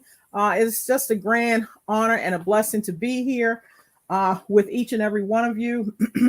Just briefly, when we look at the subject matter, one God, one people, and one nation, and we recognize the fact that our prophet let us know that we had a condition which he termed as mental slavery. And prior to coming into Moorish science, I had no clue what this term meant. But when we look at, even though the shackles had been physically removed from us, as far as our neck, shackles on the ankles, our wrists, what have you, we were still on lockdown within the mindset. So even if I can go to store at will, or, you know, I can go to up the street, round the corner, what have you, I was still using the term as I'm a black person or what have you, prior to the advent of Prophet Noble Drew Ali, of course, not recognizing the fact that these misnomers were given to us during the time of slavery. So also not realizing that this was a sin against the creator, because he never made a black man, never made a Negro, colored, etc. So when we come into the truth of that, then the question would come to mind, well, what about my people? What about my ancestors? You know, where do I come from? Where am I supposed to be going? What am I supposed to be doing with my life? And, you know, that's why I give much praise to our creator, our Father God Allah, and honor to the prophet for encouraging me to think. And he stated, if I could just get you to thinking, you can save yourself. So we are encouraged here to be able to free the mindset, to start using the faculties of the soul, which are thinking, reasoning, understanding, willing, and remembrance, being able to go back to our ancient forefathers' state of mind. And when you start going back to the history, because coming up through school, everything that I was taught was that everything started from the European, whether it be the Greeks, the Romans, they were the founders of civilization. To hear them tell it, nothing existed until Rome brought civilization on the scene. But nothing could be further from the truth. We were the ones that civilized the world, and so these are the keys that we have to pass down to our children, our descendants, etc. But, part of the responsibility that has been given to us is to teach our people their nationality and their divine creed. And if somebody doesn't want you in their house, if you find out that, because we always had the question, why are people always abusing our people? What is wrong with us? So much so that we developed self-hatred. This was by design. But when we look at it from the aspect of somebody doesn't want you in their house, if their laws are designed to keep you as property or recognizing you under their law or color of law as 3/5 of all other persons, it's time for you to take on the responsibility of self-determination, to see the value in having your own one free national name and the value of having your own government, where you have laws that are designed to be of a benefit to your special people, your schools. We don't see anything strange when those from other countries come over here, establish themselves in our neighborhoods, get wealthy or what have you, but they have their own schools. You see their children are right there in the stores with them, learning that a special trade. So why should we not have that same birthright that has been given to us? So, it is imperative for us to put aside those differences. And this was also something that was indoctrinated with us as a people. It's time now for us to put aside the foolishness, the folly, and recognize, just as a demonstration that Dr. Shaheed gave in reference to, if we all in a burning house, I'm not going to sit there and take the time to say, who you studying under? No, we're all trying to get out of that house that is falling down. So the same with recognizing the importance of the one free national name, our nationality. You see how hard those that are in a state of war right now, that are fighting to the death for their sovereignty, their freedom, their autonomy. And this is the same energy that we need to possess, not coming from a manifest or war mode, because our 5 highest principles, the prophet taught us, love, truth, peace, freedom, and justice. We have got to learn how to love instead of hate. And this is what our people are about. So it's just been a grand class, a grand measure. Just much gratitude to all within the listening ear, because we are here to be about uplifting our people, not tearing them down. So gratitude more for calling me forth. Much peace and love to all of my Moorish kin. Islam. Islam, Grand National Secretary of State, we give honor to you, Goddess and Queen, for all that you do. And that's a powerful measure. And that's another thing, family. Here, we don't suppress our goddesses and queens. We don't put the sisters at one level and the brothers at another level.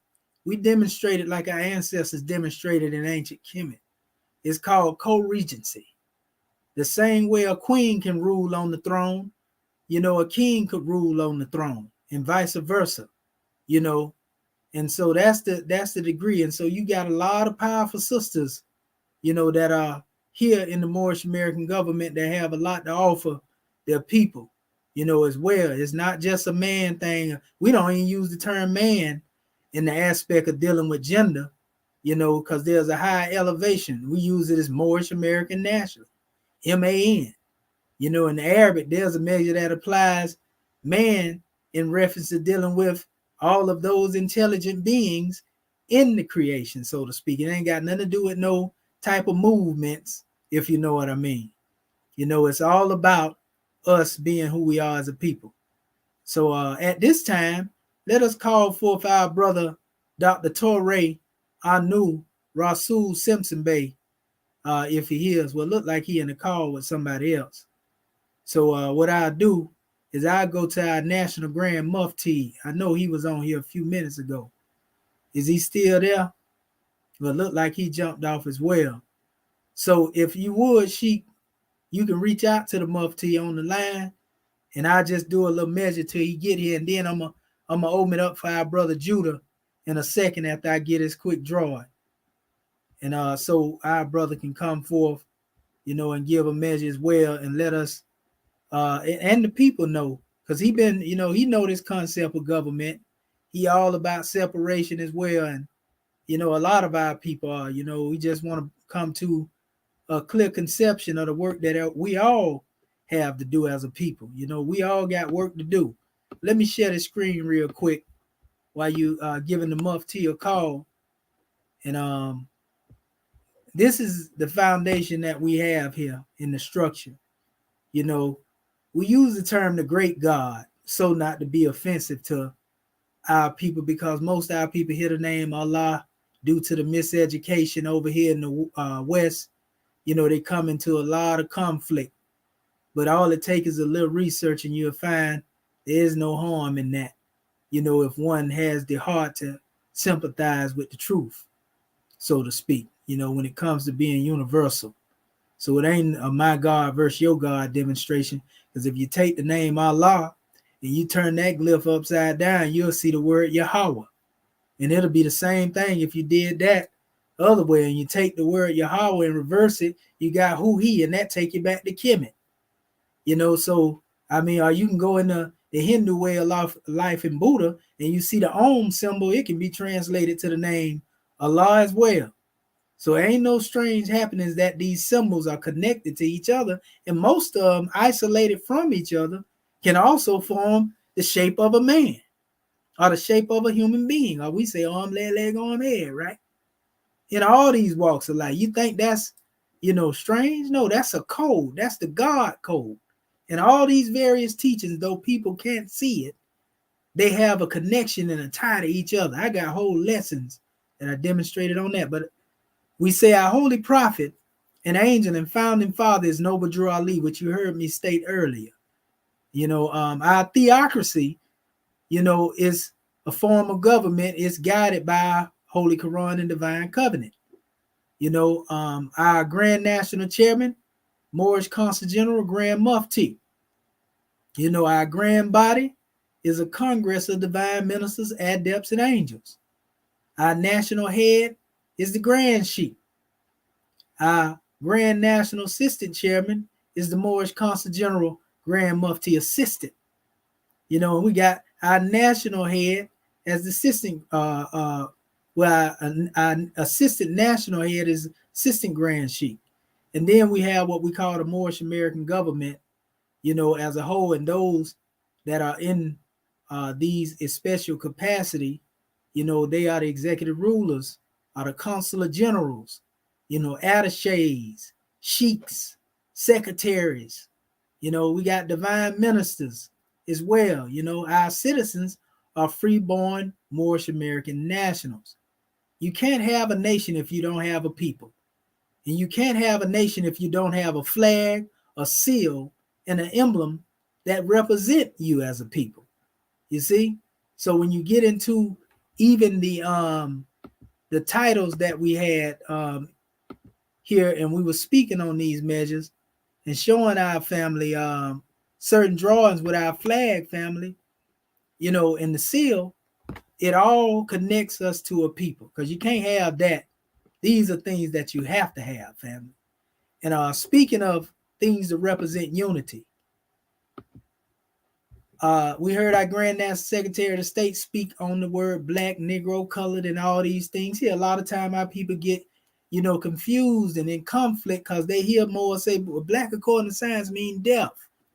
Well, the prophet also said deaf is not an enemy, but a friend, right? But we know those are contexts by which you apply these measures.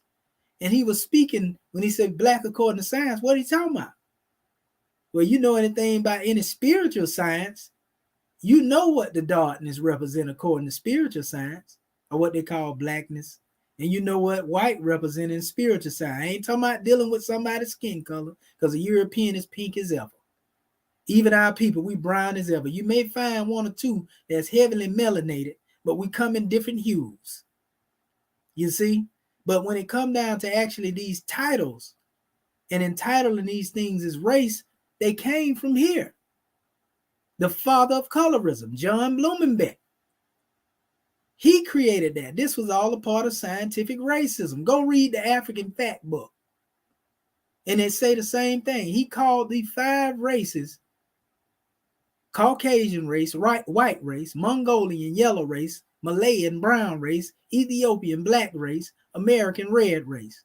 Just like Darwin came up with the Darwinian theory, and they call it the Darwin theory, the same way this father of colorism came up with these titles, and the West has been going by these titles. But these titles have nothing to do with your nationality. So we're not hating our people, get mad because they use them. We just correct the one. You know that ain't your nationality, right? If it is, trace the word black back from this new era in time and go all the way back into the ancient time. I bet you won't find a word with the root BLCK. You ain't gonna find that in Kemet. I ain't talking about somebody's definition of a Kemetic word, because even when they say Egypt mean black land, that's talking about the soil. You see, the Quran speak of, black mud, but we talking about a people. Okay, we was formed from the mud, but that still don't get to dealing with what your nationality is. Because the African had a nationality, called itself Congos and, Igbo and all types of stuff. But what about us? We what somebody else taught. We were made in America, and so that's what we're getting at. We're not attacking our people that use those words. We just correcting the status. So I just wanted to say that. And also, in a show of unity, we brought forth a standard of unity. It's not a flag. This is not a banner or something to that extent. It's a standard of unity, between our people who are demonstrating the Moorish paradigm and the brothers and sisters that are of the Yashrallah family or the Israelite family that identify with their roots and be in connection with each other, regardless of where we come from.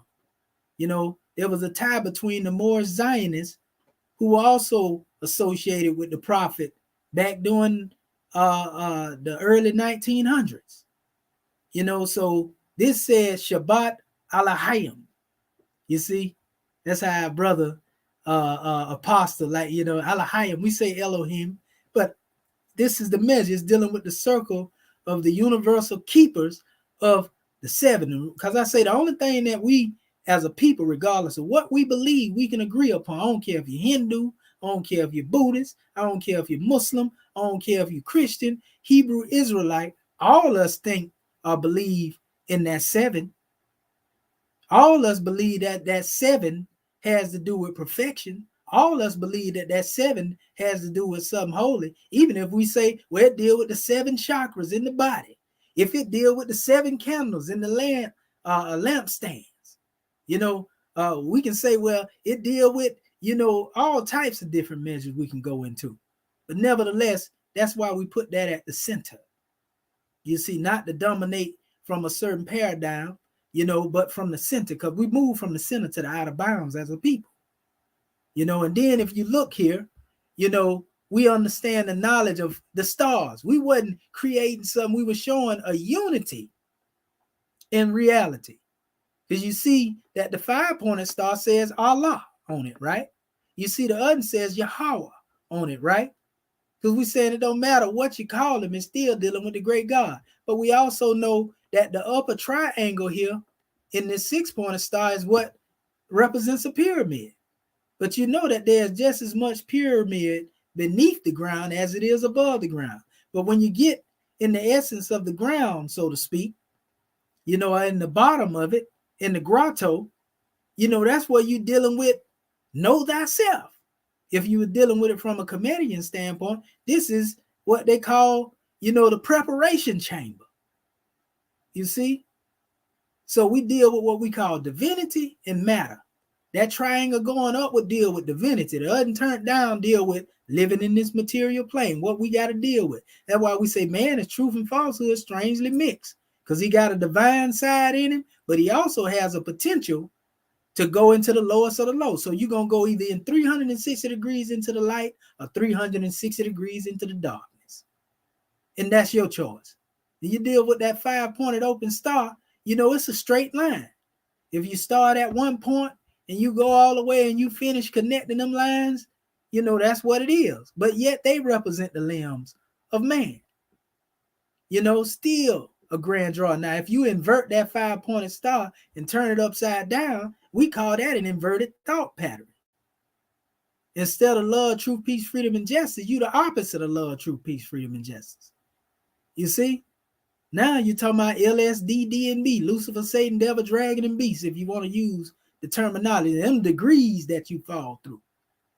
In the religious doctrine, Lucifer was in the heights until he fell, right? So man has the ability to be his higher self, or he has the ability to fall into a lower way of thinking. And that's what caused the division and the conflict and the turmoil and the competition, duality. What we want to give our people is oneness. One God, one people, one nation. We say one God, we ain't trying to force you to call God what we call God. Don't get it twisted. We just want you to recognize you're talking about the same divinity if he in you. Now, if you're talking about something outside of yourself, somewhere else in spookism and spookland, then no, we ain't talking about the same God. Because I believe if you demonstrating the teachings of Yahweh and you in that demonstration properly, then you recognize that he is at the essence of your being. He is in your spirit, even in the Piscean record. Know ye not that ye are the temple of God, and the spirit God dwelleth within you, which temple you are. And it tells you not to defile that temple, right? So, we see the oneness. Search all things, family, rightly dividing the truth. A workman that need not be ashamed before the Most High. Quench not the spirit, despise not prophecies. That's what the book say. Hear, O Israel, the Lord our God is one. We demonstrate all of that, family.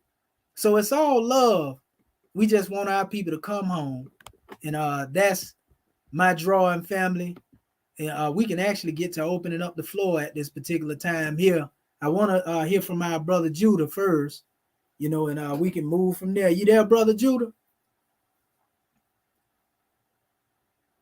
I know our brother be moving. He doing a lot of shaking and moving over there.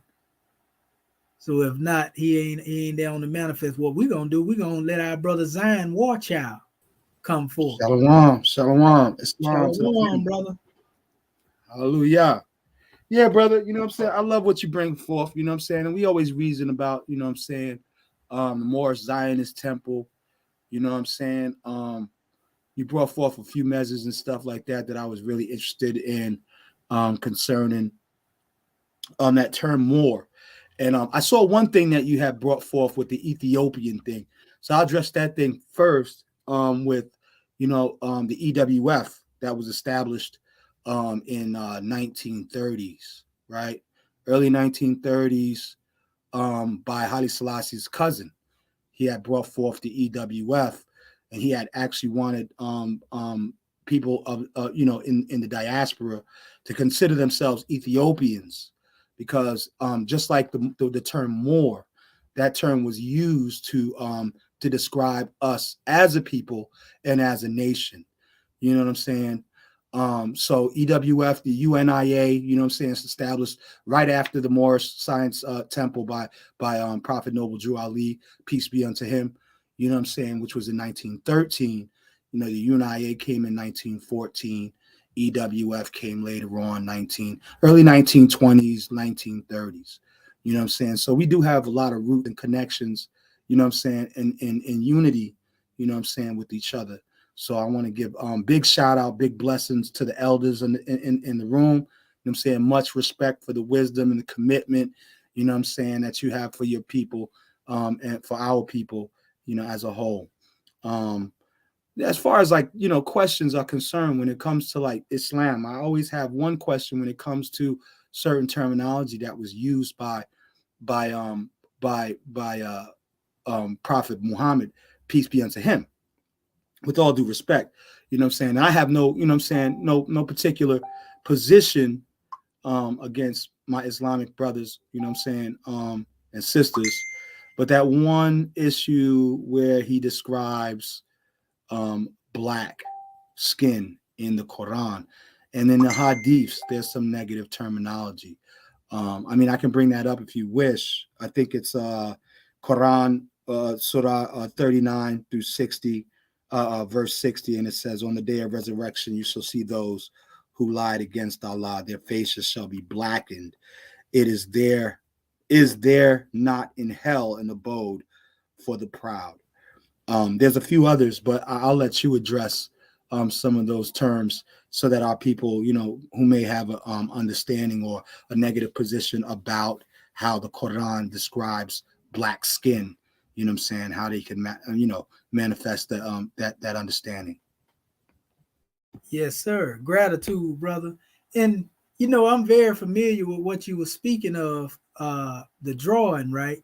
And again, it goes back to the context. Remember, it was speaking of those who will be, beyond this physical plane now. They wouldn't be in the body, but he said their faces will be black, right? And this is dealing with, remember I told you about black according to science, has meaning. Right. Black in accordance to dealing with the law, for example, right? Black according to law, literally means you dead in the letter of law, according to the law, because you're under the black code laws, vagrancy and all that. That's in law, right? And you know that because you're a law man. So you know what I'm talking about. Absolutely. Now, in spiritual science, when you get into black arts or black magic, they call that of who? The devil, right? Satan. Right? And then when you get into that drawing, that's the context that you would have to look at that in as far as the translation. Because first, it ain't talking about being in the body. It's talking about in the hereafter. You see what I'm saying? Gotcha. So it wouldn't be referring to the physical. It's referring to the spiritual state that one is in. One is in, because there's another measure where it says the black stone was originally white, but it turned dark black after the hands of men that touched it with sin. It wasn't talking about nationality or race. It was, and it said the same thing about the heart. That man's heart was pure and white as snow. That ain't got nothing to do with the outer. It's talking about a spiritual state. Right. But after the touch of Satan, his heart became darkened or black. They use that same terminology in the Hadith. So this is dealing with the context.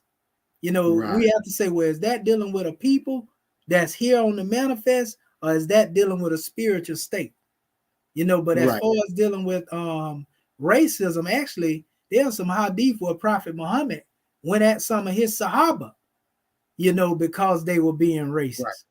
And actually, and I believe, I also believe that if I'm not to my recollection, when the followers of Muhammad were being persecuted, that he actually had sent some of his followers, to Ethiopia, and I don't know if it was a hadith or whether it was a surah, but he sent them to Ethiopia, and Ethiopia actually sheltered Prophet Muhammad.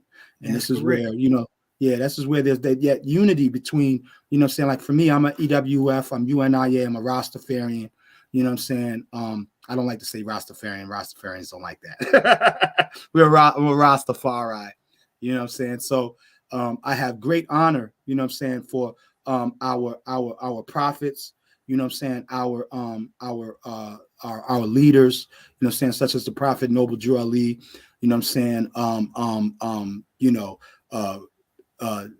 Elijah Muhammad, where we may have doctrinal differences. At the end of the day, that one people, that one, that one God, one people, one nation still stands unified, under that banner, with Marcus Garvey, Leonard Howell, the founding fathers of the UNIA, the commandment keepers, Moorish Zionist Temple, B'nai Israel. And so, I think it's important for these things to come out, because one of the things that, like you said, it keeps us divided against each other is our doctrinal differences, whereas as a people, you know what I'm saying, we share the same interests. And so we have to kind of, you know what I'm saying, like overcome those weaknesses within, you know, within our own people, so that we can be unified, you know what I'm saying, as a nation. But so how do you feel about, like, you know what I'm saying, for instance, the repatriation? You know, Haile Selassie came and he actually tried to pay a dowry for us to come back home. And then when that didn't turn around, you know what I'm saying, Kennedy denied that. You know, saying, took the money but denied that. That's when the reparations movement started. And then he went back to Ethiopia and established land, 500 hectares of land in Ethiopia. How do you feel about, you know what I'm saying, the return to Africa, or the repatriation back to Africa, and more specifically back to Ethiopia in particular? I'm glad that you asked that, and I want to commend you, brother, because you were speaking on the actual first hijra, you know, into the land where Muhammad met with the Negas, and that's actually considered the first hijra, you know, into that area known as Abyssinia. You know, they got many names they give it, but he went there, and basically was protected, as you say, because really he was being taught by those people. If you know anything about pre-Islamic Arabia, and I'm gonna get to the rest of your question in a minute. Pre-Islamic Arabia, they were dealing with, you know, a language that gave birth to the Ge'ez, you know, the Ethiopic language, which is originally known as the Sabian language. The Sabians are mentioned in the Quran. This is the Moorish. This is what we say our school of thought is. We deal with the Sabaean school of thought. And you know, Arabs don't talk about that much. Because the fathers from whence the Arabs come from, the ancient Cushites. You see? So that's why he went there, because there was always a relation there. He was traveling with the Sabi'un Hunafa before he received his prophethood. Now, when we go into the repatriation aspect, many of our people have spoken. We want to give honors to who we call the Noble Harbinger as well. That's a pillar, apostolate in the Moorish American government. That we give honors to Marcus Mosai Garvey, because Noble Drew Ali referred to him, you know, as being just as John the Baptist was to Jesus. When it came to him being, Yahushua will come again.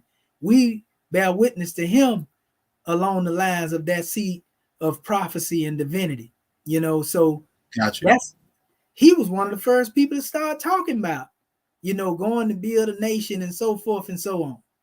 And then our prophet came right behind it, because Marcus Garvey spoke on it. One God, one aim, one destiny.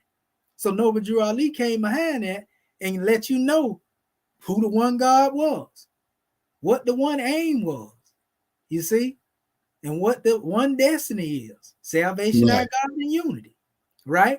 That's how he said, which is inspired this call tonight, or this broadcast. And that's where the Rastafarian movement was also born, right? So you know, we're coming out of the same schools. Right. And even Haile Selassie's family was split between Israelite and Muslim. That's right. That's right. His mother's side. His mother's side was his mother's side was Oromo, and there was Islamic within his mother's side, and on the father's side was the Solomonid dynasty, the Judaic, the Israelite. Right. So when you go into the aspects of the Ethiopic movement, we know our brother, I think I want to say it was Rabbi Matthews.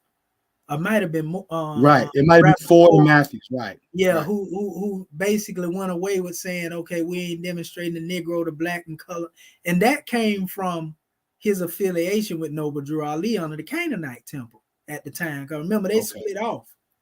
They split off from each other. Now, some people would try to give the date to 1800s, but they just going back to when those other movements was found. But the actual Moorish Zionist movement was found like 1919 in the records that I had. You know, and so they came, not only them, but there was a group known as the Ethiopian Temples of Islam under brother Sheikh Ahmadine, who also recognized he was a student of Noble Drew Ali. They call themselves the Fahami Temple now. But he actually taught those teachings of Kemet that Noble Drew Ali taught. Same thing. Right. Right. You know, but he gives honors to Noble Drew Ali in his book that he wrote, The Flaming Gospel. He said, we acknowledge Noble Drew Ali as being the prophet. You know, he said, we acknowledge Marcus Garvey, but he was equating him with ancient Kemetian deities. Like he said, Noble Drew Ali was Amun Ra. You see what I'm saying? Marcus Garvey was Balaam. You see what I'm saying? That was his breakdown of it. He was seeing that's interesting. Yeah, that's interesting because that's reflected in the Bubble Shanti mansions of the Rastafarian movement. So we have, you know, multiple different factions, just like, you know, just like the Israelites, just like Moorish Science, just like, you know what I'm saying? So there's the Bubble Shanti movement where we consider them the high priests, but they look at Marcus Garvey, Edward, Emmanuel, Prince Emmanuel, and Haile Selassie as their trinity. So that actually makes a lot of sense because from that perspective, you know, they were actually reinterpreting the scriptures based upon their present, you know what I'm saying, their present reality. You know what I'm saying? Like I like to look at the scriptures from a past, present, and future context, which we call the manifold prophecy. Some people are just old, you know, Tanakh only, Old Testament only, and they believe that all things were just fulfilled within those scriptures at that time.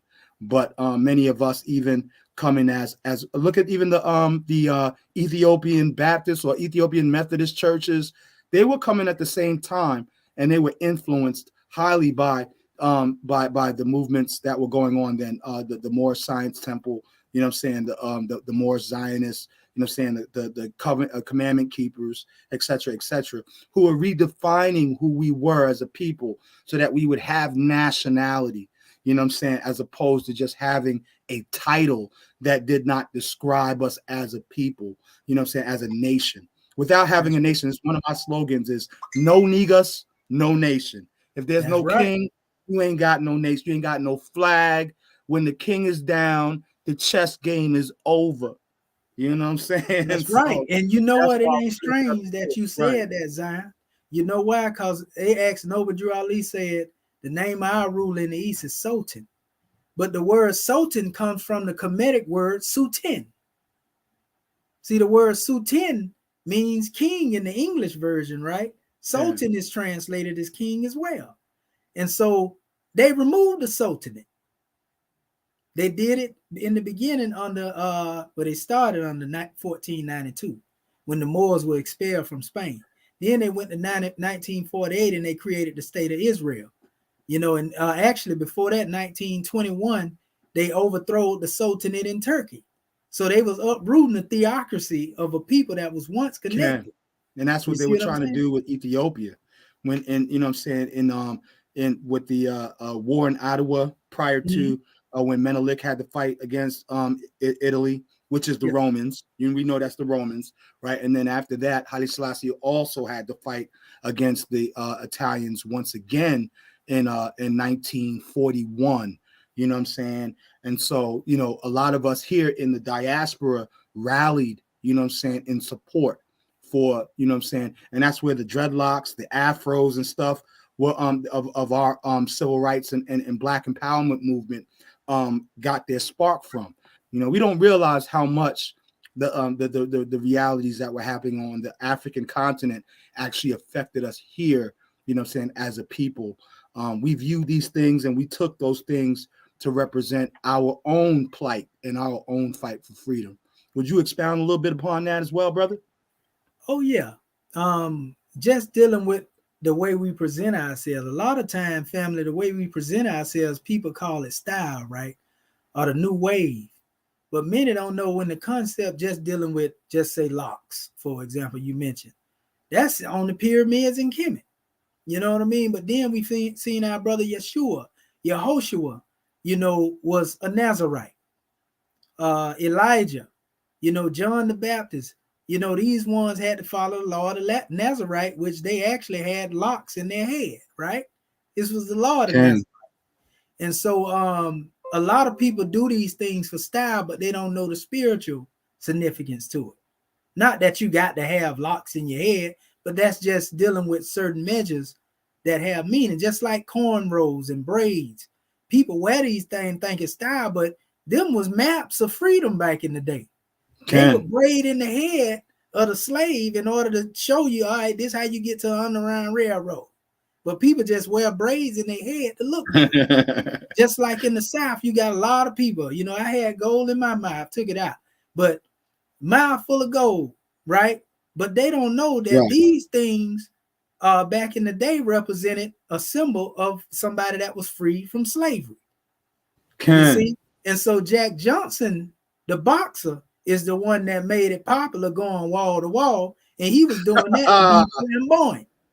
He's like, okay, I'm free, but I'm finna show you I'm super free. And so he went wall to wall. Jet black with gold teeth. And he was flown that in front of the Europeans. So Europeans know our history better than we do.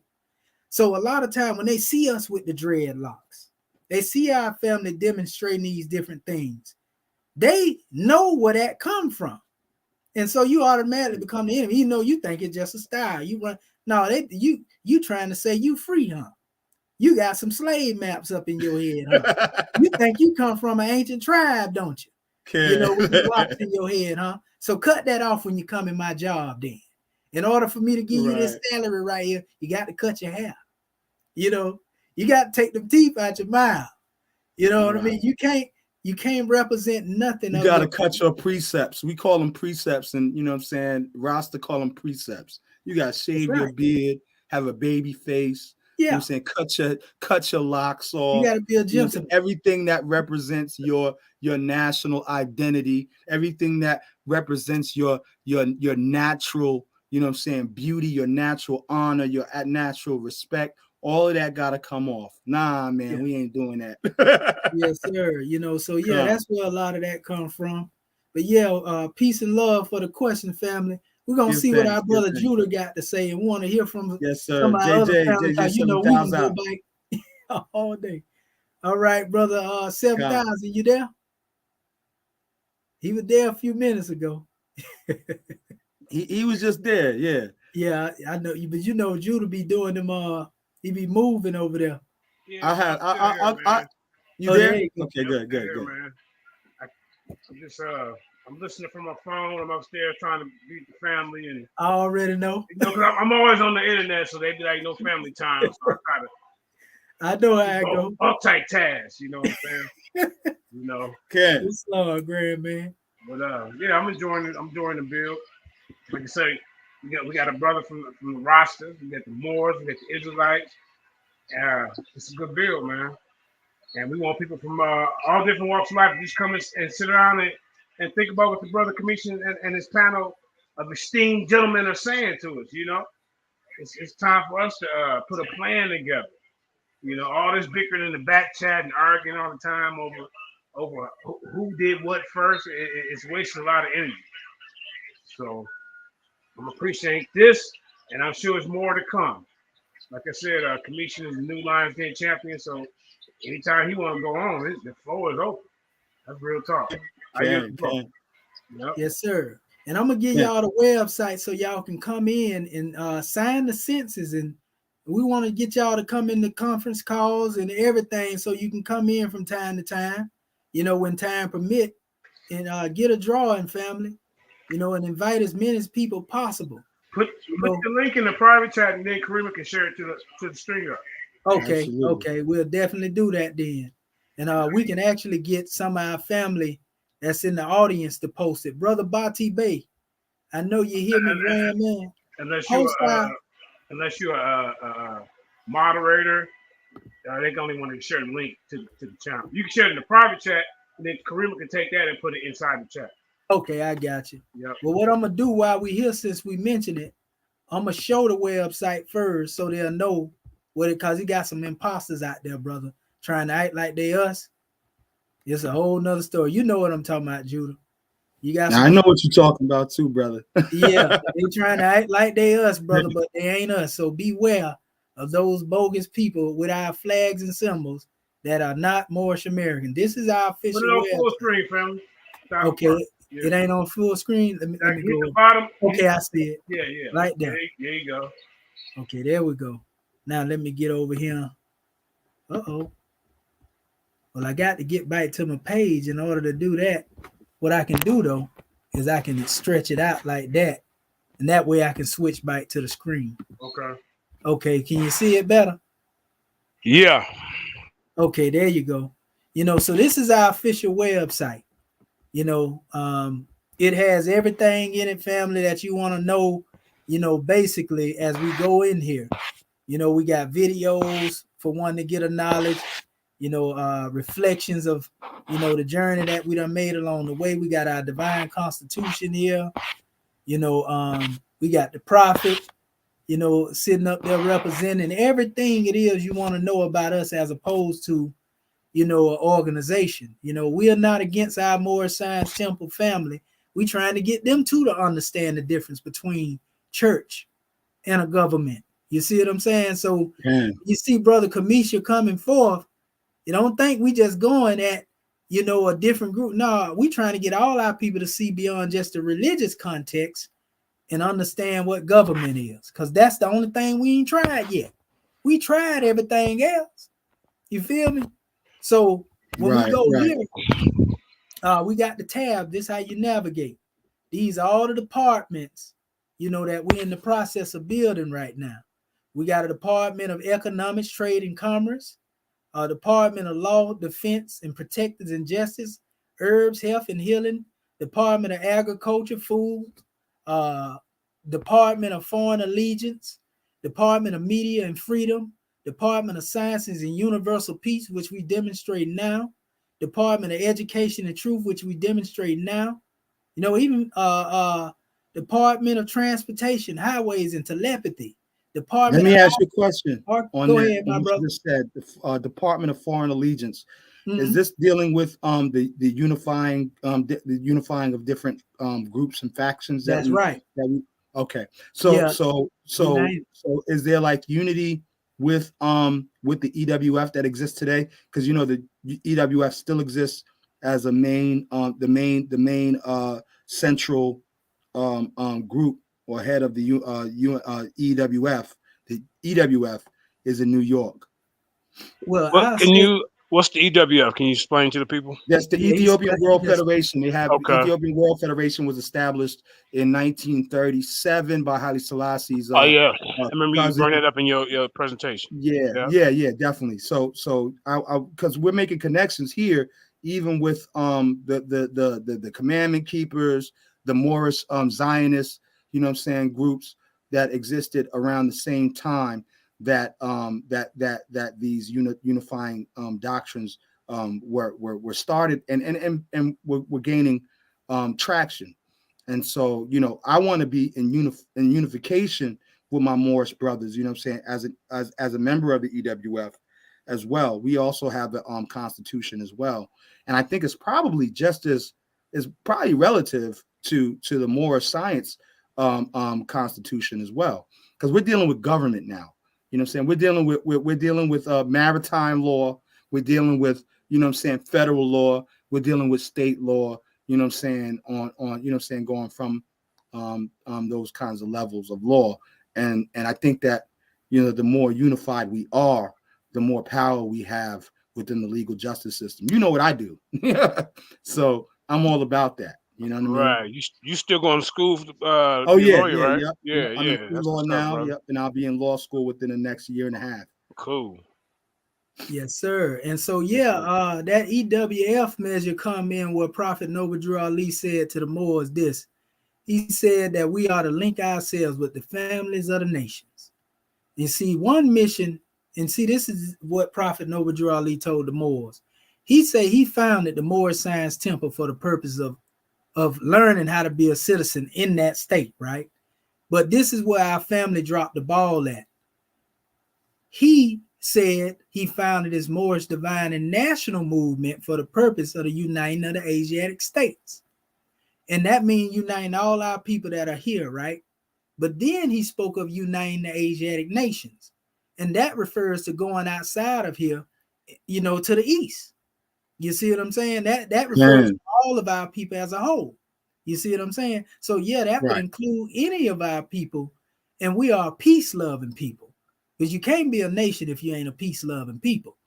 You see what I'm saying? That's why you see here the Department of Science and Universal Peace. You know, we got the Department of Library, Archives, and Wisdom.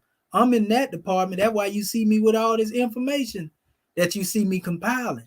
You know, we building our own library. We getting ready to translate our own meta text. Did y'all put some of Haile Selassie's work in there? Because all of his works are relative, because he was literally arguing the same points. You know what I'm saying? Even before the Geneva Conference, he was talking about all of the things that you're saying right now. But yeah, all of our people that contributed something, and the chairman mentioned Selassie in the Book of Fire. You know, he talked about a lot of that stuff. You know, everybody contributed something. You know, so we really building upon the shoulders of the giants that came before us.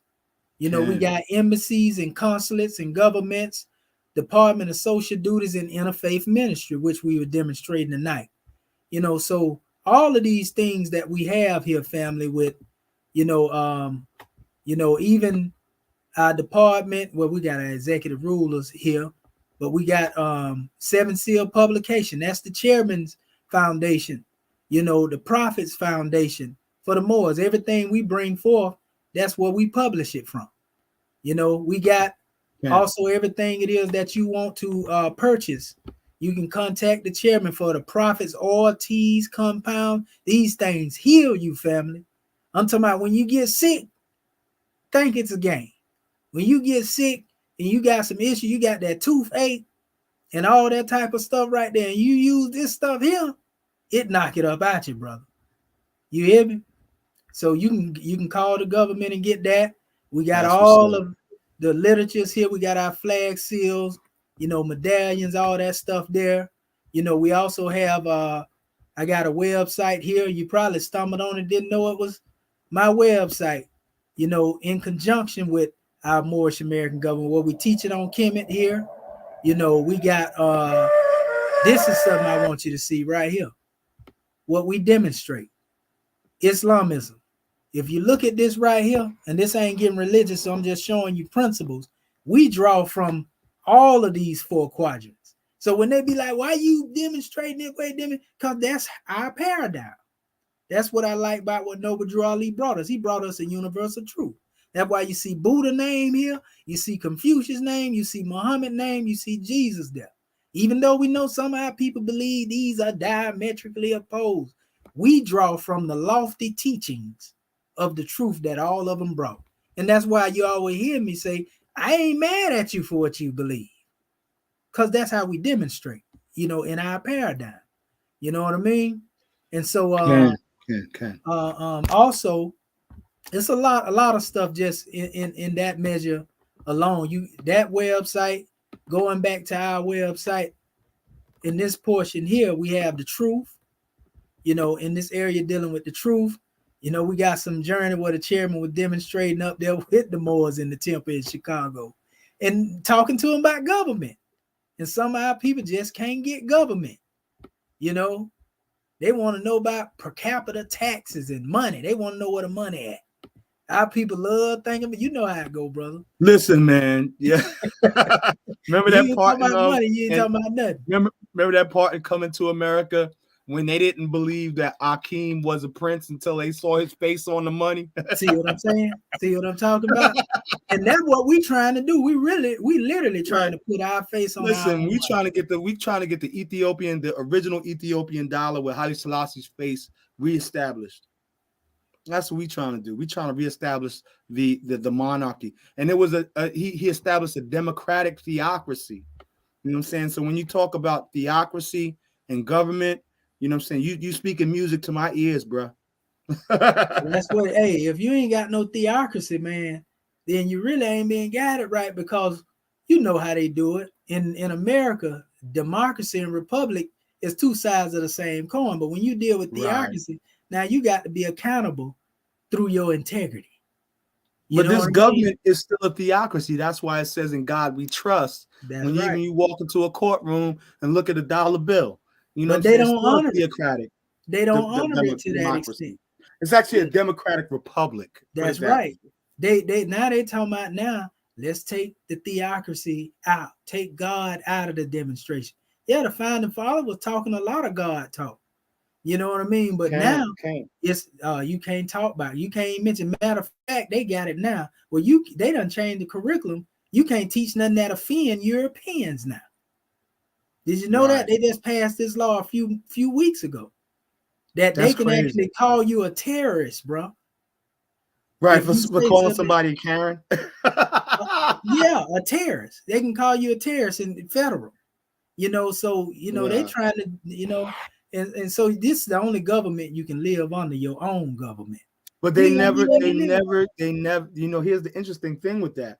They never described the white supremacist organizations as terrorists. Never. They never described those who were doing these mass shootings, you know what I'm saying, burning down churches with people in it. They never described them as terrorists. But now all of a sudden, we are the terrorists? Come on. Right. Man.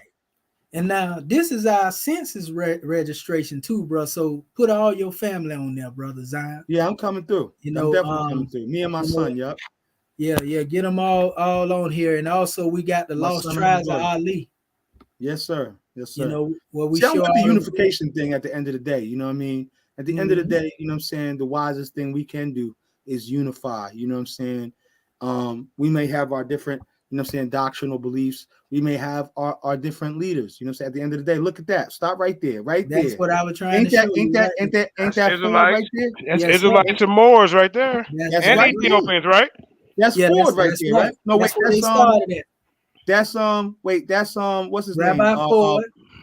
Rabbi Ford, Mordecai, Rabbi Matthews, and Rabbi Matthews. That's right. Commandment keepers. See when they say they started in 1919, right? Right, and they held up Haile Selassie and Marcus Garvey as a banner. That's right. And you see what it say right now? That's right. The Moorish science. Yeah, the prophet taught all the ones. Moorish Jews. Yep, the Moorish Zionists. Come on. Let's get right. Let's get right. That's all that old 1969. We the home of the truth, and we only deal with Israelites. Man, y'all got to cut it out. That's ISUPK. That's what they teach. Right. They don't teach unity. Right. They teach separation. All unified. We was all unified under one banner in the early, and that was the Harlem Renaissance. That was the peak of the Harlem Renaissance. That's right. When we was doing the best we could, like we was eating. That's right. Our ancestors was eating because we were unified. They all had businesses and schools and everything. So we give honors to you, brother. Right. I want to see if our brother Torrey Simpson Bay, our assistant chairman, came back yet. Are you there, grand man? Islam. Okay, Islam. Gratitude, brother Zion and brother Judah. Islam. Y'all know we go back and forth all night. Go ahead, family. Islam, family. We got okay. Is your mic muted? Yeah, brother Simpson Bay. Unmute your mic, brother. Yeah, I think he muted out. I'm here, Islam. Can you hear me? Oh, we hear you loud and clear with divine ear. You ain't got your hand full over there, do you, Muslim? Well, I tell you, praise be to Allah for the provisions. I dropped off some equipment in Fontana, California on this manifest and hopped a quick flicks bus to Las Vegas to pick up another equipment that's going to Raleigh. So, hey, we smooth sailing and we set the course back, easterly course across Moorish America. Islam family, and we want to give rise and praise to our Father God Allah. Honors to our Holy Prophet Nabi Ali. Honors to all holy prophets. Honors to our Moorish American government, our grand national flag, emblem and seal, divine constitution of Moorish America, Islam. And once again, it's a grand meeting of the minds, a meeting of the Asiatic nation, Asiatic states. Here on this manifest on this evening. You, Dr. Shedo Amenti Muhaji Sepshuel. I also give honors to the host of the platform, Brother Judah, Dr. Judah. I give honors to you, Grand Man. And I just have to pardon myself because I was in between, like I say, traversing. But I just want to say this. real briefly, our prophet Noble Ali brought us everything that it takes to save us as a nation. So now we must take it and save ourselves. And also, our prophet did say that the Moors will come to their own in the 2000. So this divine and national movement, is guided by the great God Allah. Whether you call him Jehovah, and not Jehovah, because when we talk about Jehovah, we want to take that J out the way, because that J represents that Jubilam that hit us in the head with that set of mark. So we got to go to the Y. Islam, raise your hands up high. Islam. So therefore, when we Islam. So when we talk about being the uniting of Asia, this is a start, and this is such a grand beginning, because we've known by the great God Allah, known by many names, but at the beginning and the ending of each manifest, what is our purpose? Divine creed and nationality. You see, so of course we know that organizations, cannot be government. However, organizations under to reach out. Dr. Tori, I knew you breaking up, family. You're in the Matrix. Yeah. Yeah, you breaking up real bad. Yeah. Well, Rome ain't never been none to last, right? Right. You sound good now. You sound good. Yeah, you good now. Okay. Islam. I'm just going up and down these. So I just real briefly, like I said, come on home, to your Moorish American government, and like I said, all truths don't, no truth contradiction of the truth. And we must unite, because our people, man, we stuck up under all kinds of religious dogma, and not knowing that the great God Allah is right within man. No matter, what name you call him, Jehovah, Yahweh, Allah, the power of Brahma or Brahman, the prana, but it's all about the breath which we all breathe. Dr. Tori, I have a question for you. Now, how do we connect with our how do we connect with our brothers and sisters who, like my brother right here on the panel, the truest? He's a young brother. He's in college. He's 25 years old, but he really don't. I don't know if he. I think he's more of an atheist. I don't want to put a label on. He probably can explain for himself. But I can speak. Yeah, go ahead, Tourist. Go ahead, brother. He's a young brother. Go ahead. So first and foremost, before I get into talking about myself, I just want to say this is a beautiful panel, and I really respect that you guys, doctrine aside, whether I agree with it or not, you have a plan of action. And that's one thing that people in this community don't have a guideline, a map laid out for. And you can sit and argue and fuss and fight all day, but without a plan of action like I'm seeing here, it doesn't matter. And whether I agree with doctrine or not, I can respect what you guys are presenting and showing and proving here. That's first and foremost. So I got nothing but love for that. And you guys are also not dismissive of other people's doctrine. Like the way Dr. Simpson Bay just described it, you guys are accepting of at least having a table with people that believe in a creator, no matter how they express him. So for that, I salute the whole panel. Now, on to myself and what it is I believe. I'm not an atheist. I am a creationist. I do believe there is a creator. However, I do not believe that creator is properly expressed in any text made by man, because it's just my belief at this point in my life. And like he said, I'm still a student. I'm going to forever be a student. Even when I'm 80 and I'm on my way into the grave, I will forever be a student, always learning. But at this point in my life, I'm just under the belief that a man would never be able to express something that created the entire universe fully. So that's the only reason I don't find the creator of the whole universe in a man-made text. However, I do believe that there is a creator. And whether you want to talk evolution or not, even if there is evolution, a creator set it off. So I just want to say once more that I respect the hell out of everything I'm seeing tonight. And bigs up to the panel. Hey, Trues, I told you what we was gonna do earlier, didn't I? When I came on the other platform, I said, "Hey, everybody, welcome, come through and ask questions after the bill." But we trying to put all that aside, and we trying to kind of communicate on what we agree on, and that's the most important thing right there. I'm not even gonna say what we disagree on because we do that all day in the back chat. This panel is for what we agree on, how we can build off that. He ain't lying. There's some people back there arguing right now. I said, come on up in here, man. But hey, it is what it is, man. So I thank you for coming on here, Truist, man. You can hang out on the panel, brother. Unless we got some more people that want to come in and ask questions because we got 10 on the panel. Islam. Yeah. What I definitely Islam. I definitely want to address my brother.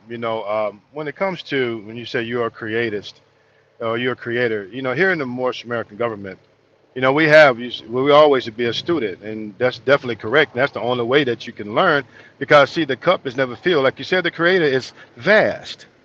You see, and if you want to look up that word vast, that means it's an everlasting gospel. You see, so therefore, being a Moorish American, we are teaching our people that they're not Negro, black, and colored, because when you look at today's time, being a creator, that means that you are God as well, because who made you? You see, this is what the Moorish American government brings forth. It takes away the doubt, because see, the question of the day that I have for all my Moorish kin, most especially you, my brother, well, what failed you? Who failed you? Or what failed you? See, that is the question, because it all starts with you, self. You see, so when we talk about here in the Moorish American government, I tell you what, I definitely want to invite all ones to our Sunday school class, because the Sunday school class is a school, and out of the Sunday school class come the guiders of the nation, the Moorish American nation. So I extend that invitation to you, because see, when we talk about creator, this is something to bring forth. So just like you brought forth your thoughts, well, you created a picture for us to see who you are and what you're looking for. So therefore, Morris Ken, in closing, once again, the master question is, who made you? Well, it seems like to me, you definitely know that the great God made you. And you say, and I said, the great God Allah made you, because why? Well, go look in the mirror. And when you see the arm, the leg, arm, and head, well, this is the outwardly expression that we say Islamism, that the great God and man are one. However, we are the expression of the creation of Allah. And see, in our prophet Noble Drew Ali, you got to understand also in closing, what is the duty of a prophet? To save nations from the wrath of Allah. And see, when you look at our divine constitution of Moorish America, you will see in Act 6 that prophets redeemed. It says right at the very last part that our prophet was sent to redeem us from our sinful ways. And so sin is also ignorance. I'm not saying that you're ignorant. I'm saying that, well, we all have a form of ignorance, but that we don't have to stay that way, because that's the duty of a prophet, to save the nations from the wrath of Allah.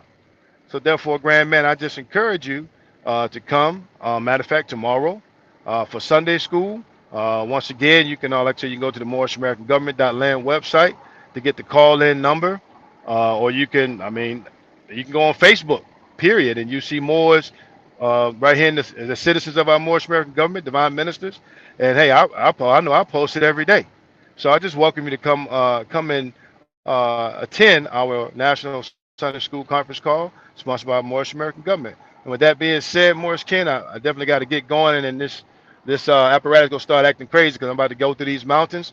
So peace, love, and law at all costs. We give honor to our Moorish American government.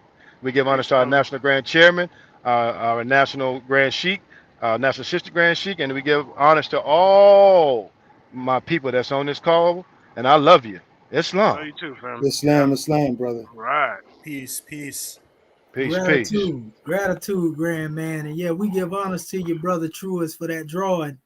And you said something that was real powerful, because you say you believe it's a creator, but just not the way that you hear man putting it out here. And that's why we right now working on And Judah hear me saying it all the time. We trying to translate, these measures ourselves now.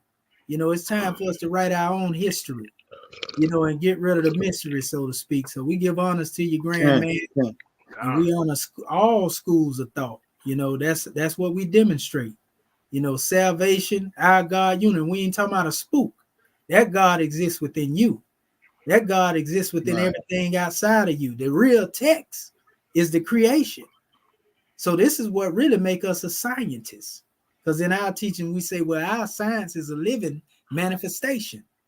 You see, so when we're able to read the book of creation, family, the other books that we study help us master self.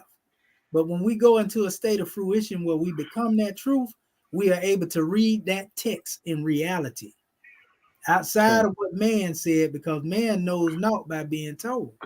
He only knows by being what he knows. And that is the truth. And you the truth, my brother. It's in your name. The truest. In the Arabic, they say Sadiq.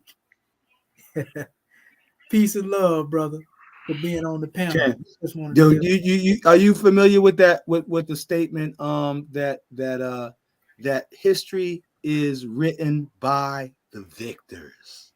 Yes, sir. The chairman, absolutely. The chairman say that in the book.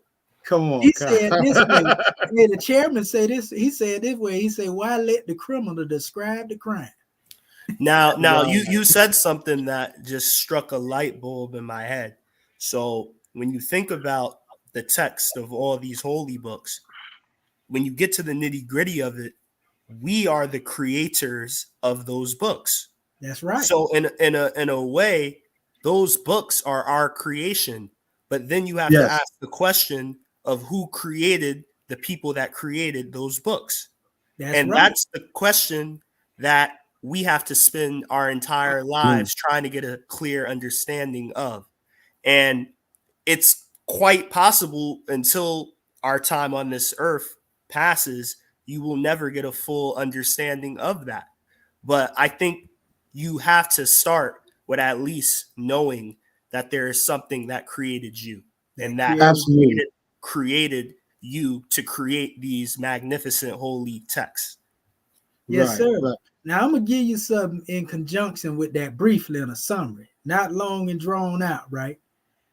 In the book of Genesis, right, when it say "Let there be light," they use the word "mayar," you see, which is actually synonymous with the word "mar." In the ancient Kemet, you hear them talking about Amun Ra, coming from darkness in the light, the hidden that became manifest. But that word "mayar" means light being, right? When it said, "Let there be light," this was a light being, right? And so what we find out is that man exists on this plane physically, but before he came into the physical, he was a spirit being, a light being, right? Now, scientists, spiritual scientists, they have many names that they give to this man. They talk about the pre-Adamite, the Cadmonites, Adam Cadman. Some people use it, and that is not just in a Kabbalistic teaching. They actually teach about Cadman in many different texts. I'm talking about I got Kemetian references to this Cadmonite, right? I got Arabic references all over the place. But this is the man that existed before this physical man. But nevertheless, it was man who came as a light being on this journey through the elements of creation. Everything that's in the universe exists within us. We came through earth, air, water, fire. We made of that. We know that scientifically to be true. But those elements came into form. You have the earth that was produced. Vegetation came out of these things. Man, in his spirit state, took that whole journey until he came into the manifest. You see? So everything that is outside of us is a part of us. That's why when man fell in his thought and fell into a lower vibration, creation fell with him. When man is in his high state, creation is his high state of vibration. The world is war-ridden, full of hellacious conditions, right? Because man's state of mind is war-ridden. You see? We were put here to be basically what they call in the Quran, they call them vicegerents, Khalifa. In the Bible, they say a caretaker, right? If you're using them texts, you know, but when you're talking about this, you're talking about a representation of the creator on earth. You see, we ain't talking about spookism. Prime example, if you working, Brother Truist, and you on a job, and I use this example all the time, and somebody give you a raise, you don't say, oh, thank you, man, for this raise. If you're dealing with, you know, religion, they say, thank God. So was God the man? You see, or was he working through the man? You know, in that context. It's the same thing with creation. When you nurtured by vegetation and everything that you receive from the earth, it's coming from the earth. But people say, thank God my garden grew. But you was the one that did the work. You planted the seeds, right? So he was working through you to give you what you needed through what he created. And guess what? Example, man. That's a dang good example. Right. You I know, like that one. It's the seed that continues to recycle itself. Now, they talk about intelligent design, right? People don't know intelligent design is all around you if you read the text of creation. Because an apple tree going to always produce an apple tree. You know, the seeds of it. It ain't going to never start producing oranges. You know, because it has an intelligence in it that let it know I'm supposed to be producing orange trees. I'm supposed to be producing apple trees. It ain't going to start producing dogs hanging off the limb. But there's an intelligence, even in the makeup of different characteristics of vegetation, that let it know, well, I'm cabbage. I'm corn. You know, I'm greens. I'm going to produce this stuff. You see what I'm saying? Right, I'm a hambox. No, I'm just joking. Yeah. So look, you know, so look at us, though. When we look at us as people, we individual, but we produce the minute. That's intelligence there. You see, we can go all the way down to the seed itself, mitochondria, right? You see, so the feminine is present right there in what the masculine produce in all actuality. So you can't separate them. So, I mean, man, you God, you one with it. You know, at least the Bible say that. Yeah, gods and children of the Most High God, but you shall die like men. That ain't saying somebody's supposed to be worshiping you. He letting you know that you made in my image. I'm glad you said that, because a lot of people in our community they kind of take that and run with it. Yeah, you know? Yeah, that ain't, you know, it's always a supreme being. You don't get Luciferic with it. I'm gonna exalt my throne above the stars. Right. I got it. Listen, I can do it, and then next thing you know, time. You see, I argue that all the time, bro. Yeah, you know, so even the scripture says in Philippians, it says that he made himself of no reputation. That's you know right. What I'm saying? Even when Christ, even when in the Mashiach came before us, he made himself humble. He humbled himself and brought himself into corruptible flesh, that he might be one amongst many brethren. You understand what I'm saying? And so one thing that most people get twisted, especially in Christianity, is that they want to exalt Christ to a position of the Godhead, when not realizing that Christ said that we would all become, that he prayed that we would all become one as he was one with the Father. And so this is not about self-worship or worshiping another man or worshiping anything above the Most High, but that the Most High's love was so great for us that we all would become one with him. That's right. Him. He just put on that divine designer, you know, like they try to do on the manifest. You know, I got Gucci, Prada. No, he put on the divine designer and say, look at how I look in this right here. You like this? Now you do the same thing that you see me on it. Yeah, you can do the same thing I'm doing. Come on now. Any man. And did he say that? Did he say greater works? Greater works. He said greater works. That's right. The person who walked on water, who done beat the swine and flipped over tables, you know what I'm saying? Then healed the sick and raised the dead, and however greater works shall we do. That's right. That's right. So anybody, Zion, twisted. Brother Zion, anybody that can tell somebody that's finna stone him, isn't it not written in your law that ye are gods? Ye are God. Yeah, when they were finna stone him, he told them you gods too. So, you know, and sons or children of the Most High. That's right. So, that's my measure. We give honors to your family. It's just an honor to be here.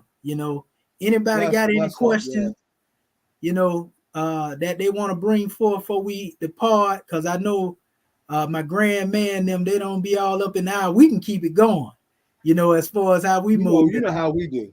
Yeah, we be up 3, 4 in the morning talking about this knowledge, but here was like 5 hours. Right. Mine go by so fast you don't even realize. Yeah, when you're loving the truth, Right. you know what I mean? Right. And so is there anybody else that got any questions they would like to bring forth that's in the audience that would like to come forth? Yeah, I got a question. Now, how do we put this plan in motion? I see you got to draw it out. Where do we start? It's already in motion. The real thing, brother, is just like we doing now. We came to it. This is a meeting of the minds is what we call this. And now it's basically getting the various people to come together under what we call a consortium. And the reason why we mentioning this is look up the word. It means to come together, put aside all your differences for the greater good of those who come behind you. You know what I mean? And so we work and bring our talents for you. Already doing the work. Continue to do that work. We're going to work together and we do it, as a people. Right. Come into your government, come in and proclaim yourself as being part and partial and keep doing the work that you're doing. Come into the classes, get the learning and the drawing, and we go out and reach these people. Because under different organizations, we'll never come together. Government is the only umbrella, even in our enslavement here in the United States, that got us together. You said it earlier, Judah. We get on the job. Yes, what you said earlier, Judah? I said we get on the job. We work for them for 8 hours a day, and we all can come to one common goal as getting the production done. What the boss is saying, right?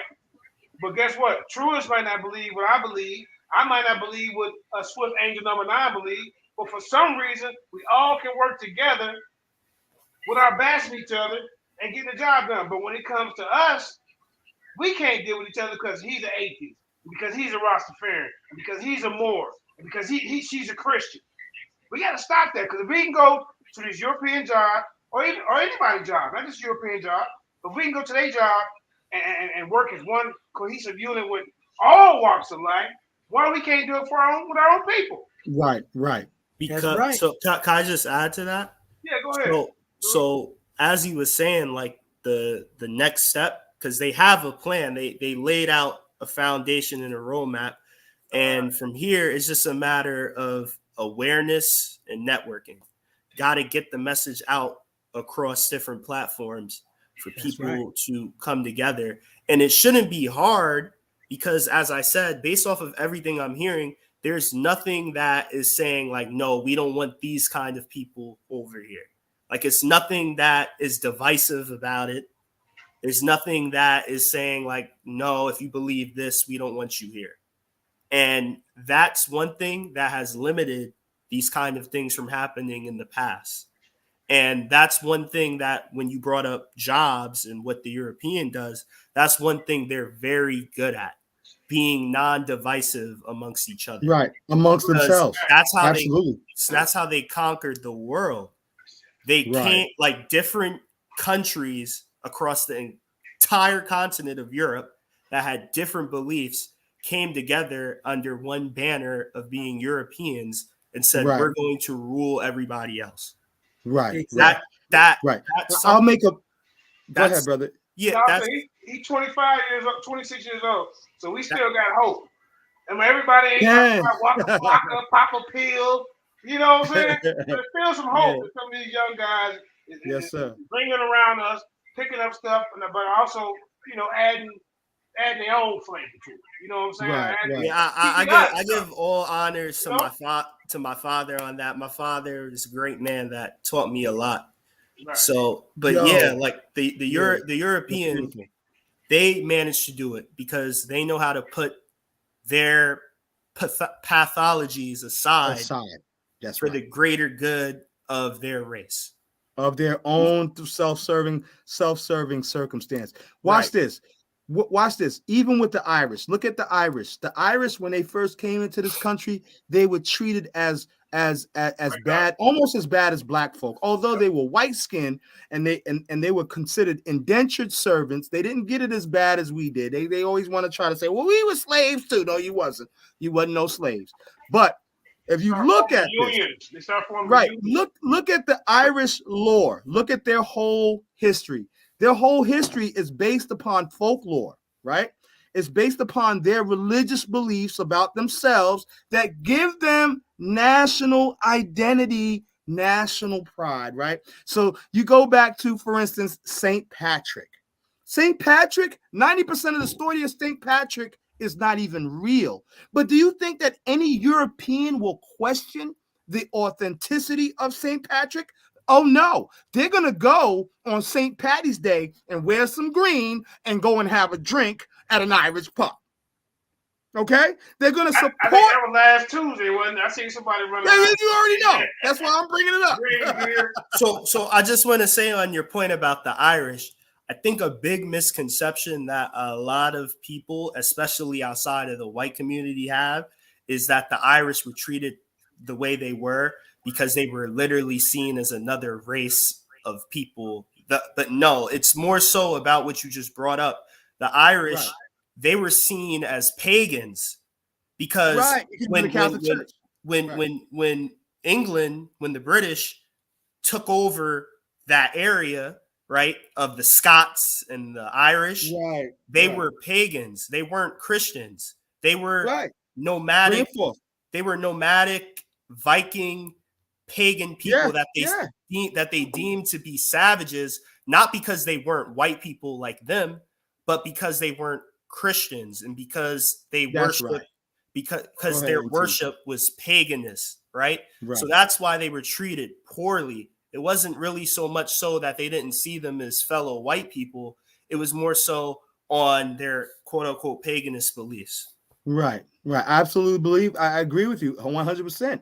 That separated them, though. The Catholic Church had their interests in Ireland and tried to force their authority upon the Irish, and then the Irish still had their lore and their beliefs and their practices that were not necessarily Christian until they tried to unify those things. But what is a leprechaun? You know what I'm saying? I mean, we can go into that, but that's a whole other argument, right? But nobody will argue with the Irish about their beliefs. They unify with the Irish. So why is it that we are arguing with each other about our beliefs? That's a good question, Zion. And a lot of people don't know that the true inhabitants of Ireland originally was the Moors. The Twa. Yeah, I was going to say, the pygmies and that's where the Piper is the one that was running the blacks up out of there. If we're gonna be 100%, if we're gonna be chasing the snakes, they call them the snakes because it represented the right. If we're gonna be 100% honest here, it is of my belief that white people are not indigenous to anywhere on the planet. And you're right when you say that, bro. They're not indigenous to anywhere on the planet. Considering the fact that white skin, as we know it today, only happened within the last 6,000 to 8,000 years. So wait a minute, man. So you mean to tell me we the original Caucasus Mountain guys of? Yo, listen. They said that even the Neanderthal had dark skin. Even Neanderthal was dark. Well, there was what I want, JJ, to answer that question. No blue hair, no blonde hair, no blue eyes. How I would address that is I'm not saying that we sprung up in the Caucasus Mountains, but we migrated there from somewhere else. That's right. That's actually proven by biogeography and transmigrations. They knew that Homo erectus and Homo sapiens sapien moved up into the northern regions as they were exploring. We were the first explorers on the planet. Yeah, pardon self, Zion. I love this kind of off the topic because we talking about unifying, but Yeah, I was finna reach out to the chairman real quick to see if he had, because it's getting kind of late. I'll save it for another day. I'll save it for another day. Yeah, now you can come forward. I just wanted to let can you hear me? I know you're finna probably get ready to step off. Islam, chairman. Can you hear me? Yes, sir. Loud and clear. Yes, sir. It's not. Let me again give praise to the Allah and the Prophet Noble Dwelling. The master word here, what everybody's talking about, is nationality. And this is one of the things that has been brought to us to get us out of slavery, out of the slave mentality. And you mentioned the Irish, but when you mention the Irish, that's a nationality. Yes, sir. White people, that's not a nationality. We in fact, when you check the record, we the one made them anyhow. But we won't go that far. Think about it is that the master word here, the master word here is nationality.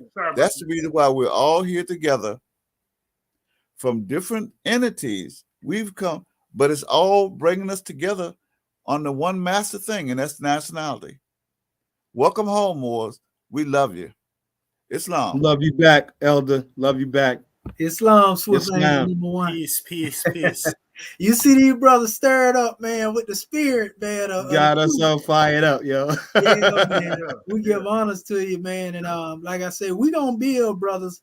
And we gonna try to put these things out here. Anything y'all need information. Well, don't count the Rastafarian community out. We with you. And we growing large.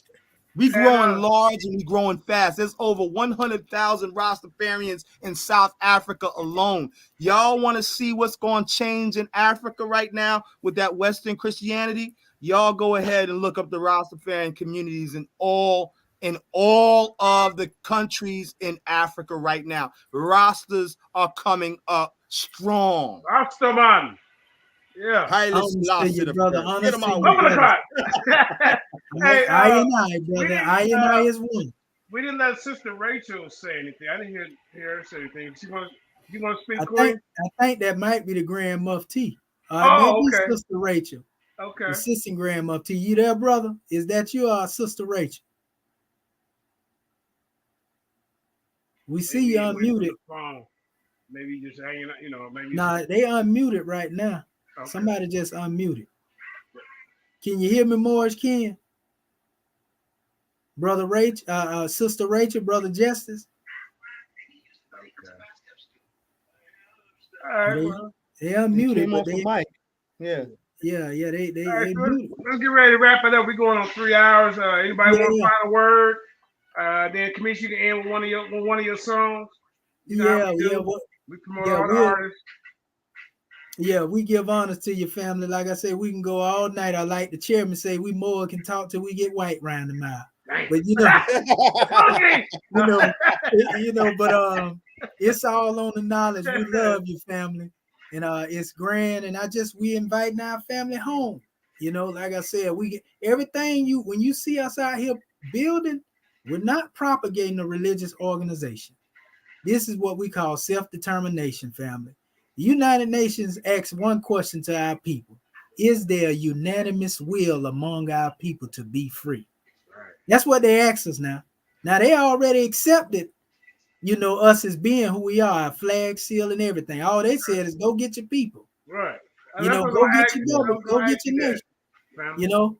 They say go get your people. So we just inviting our people home, family. With that, I just say peace and love. One more question, family. So the United Nations, would they recognize us? How do we go about getting recognition from them? Oh, we already recognize the United Nations because the United Nations would not exist if it wasn't for Haile Selassie. The United Nations was formed because the League of Nations fell. When the League of Nations fell because of what they did not do according to contract for Ethiopia, the United Nations was formed upon the charter of Haile Selassie, and this is where the EWF Constitution and all these organizations that were forming around the same time, are based upon. There would be no United Nations if it wasn't for our King Solomon of the Solomonic dynasty. Hallelujah, holla back. Well, we give honors to that measure, and we can actually go further back to the Pan American Conference. Go ahead, man. 1928, when Nova Drew Ali went forth and he represented our people as a nation. Okay. See, a lot of people don't know about the Pan American Conference because they don't speak on it. No, I don't know about that. No, the Pan American Conference is we where have to do a whole conversation on that. And he didn't go for representing a religious organization. Right. He went for representing our people as a nation, and that as a nation, the spirit of some of the information that is in there is in the same thing he laid down in his Constitution and bylaws. But we got all these documents we'll send to our family. We'll send you the Declaration, Proclamation of Status and Jurisdiction. We got everything it is that you need to understand what it is that we demonstrate. I want to bring forth this one scripture that comes from Isaiah chapter 11, verse 10 through 12, which literally, please post that up for anybody who wants to see what the Spirit was doing amongst our people, amongst our leaders. You know what I'm saying? Noble Drew Ali. You know what I'm saying? Father Allah Justice, Elijah Muhammad. You know what I'm saying? Haile Selassie, Leonard Howell, Rabbi Ford, Rabbi Matthews. All of these things were a actual prophetic fulfillment that was happening from Isaiah chapter 11, verse 10 through 12, where it said that in this time, when God sets his hand a second time, he would gather the scattered and dispersed from Elam, from Pathros, from Assyria, from Cush, from Egypt, etc., etc., etc. Understand that what is going on even right now is a fulfillment of prophecy, and we have a duty to unite as a nation. Hallelujah. And I almost had a tear come down, man, saying that. You know what I'm saying? I seen the lump in the truest throat. He's about to cry over there too.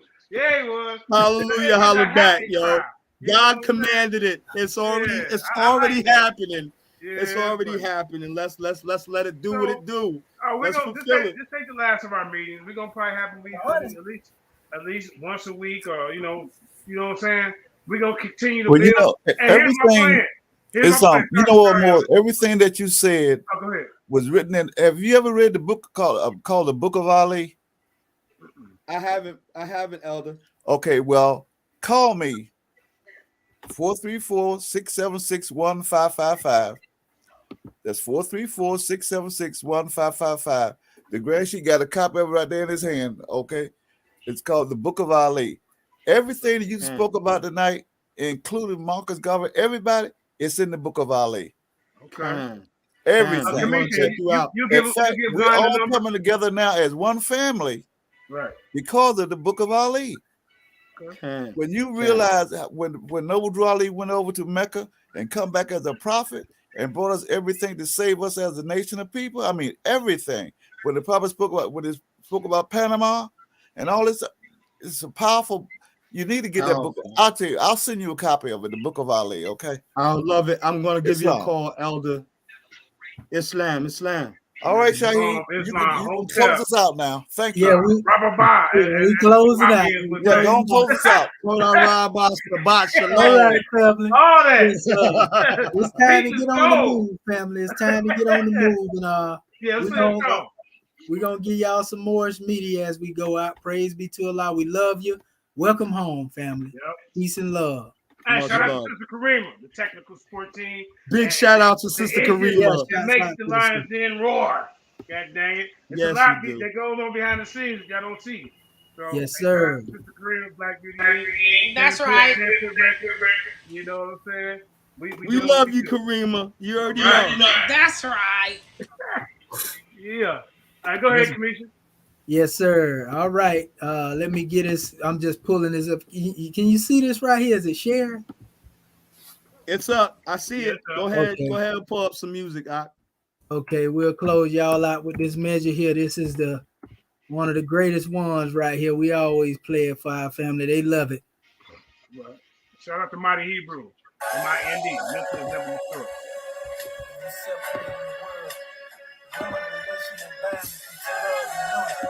Can you make the screen bigger? Yes, sir. All right. Orange Cosa Nostra, industrious acts. I cracked the code of the Vinci. These are actual facts. Angels and demons, Illuminati, people's goats. Elite minds of our own who turn cutthroat. As for life, betrayal, 30 pieces of silver, Merovingian bloodlines and Boulay House niggas. Who would have figured we'd be sleeping with the enemy?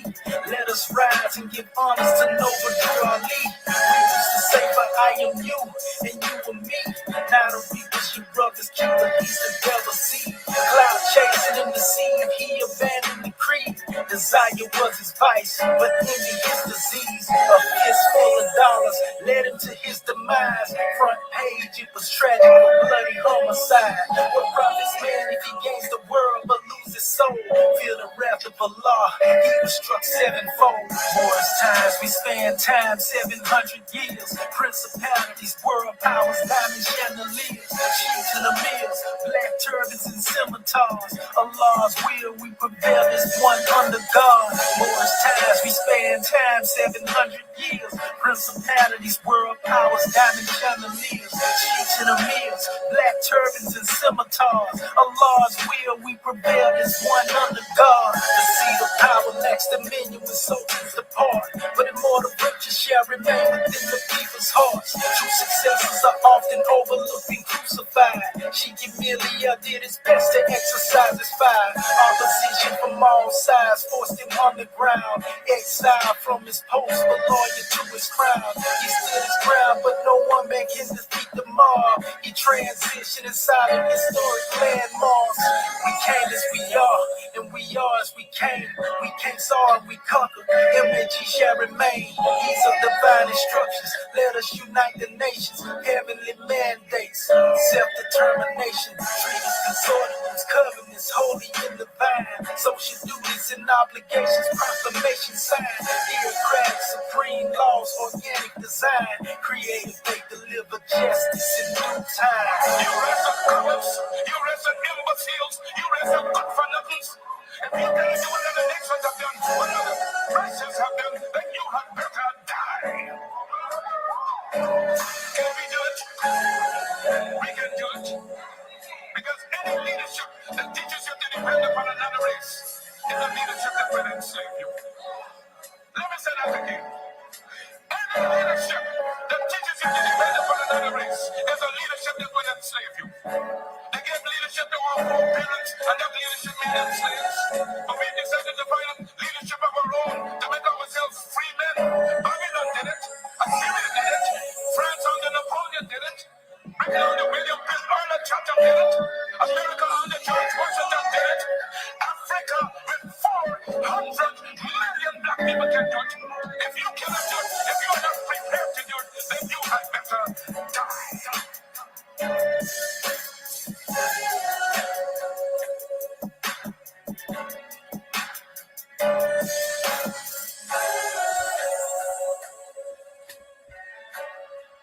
Peace and love, family. Yeah. Hey, stay tuned tomorrow. We got the Corey TKO Dawson having a discussion with Jesus Black.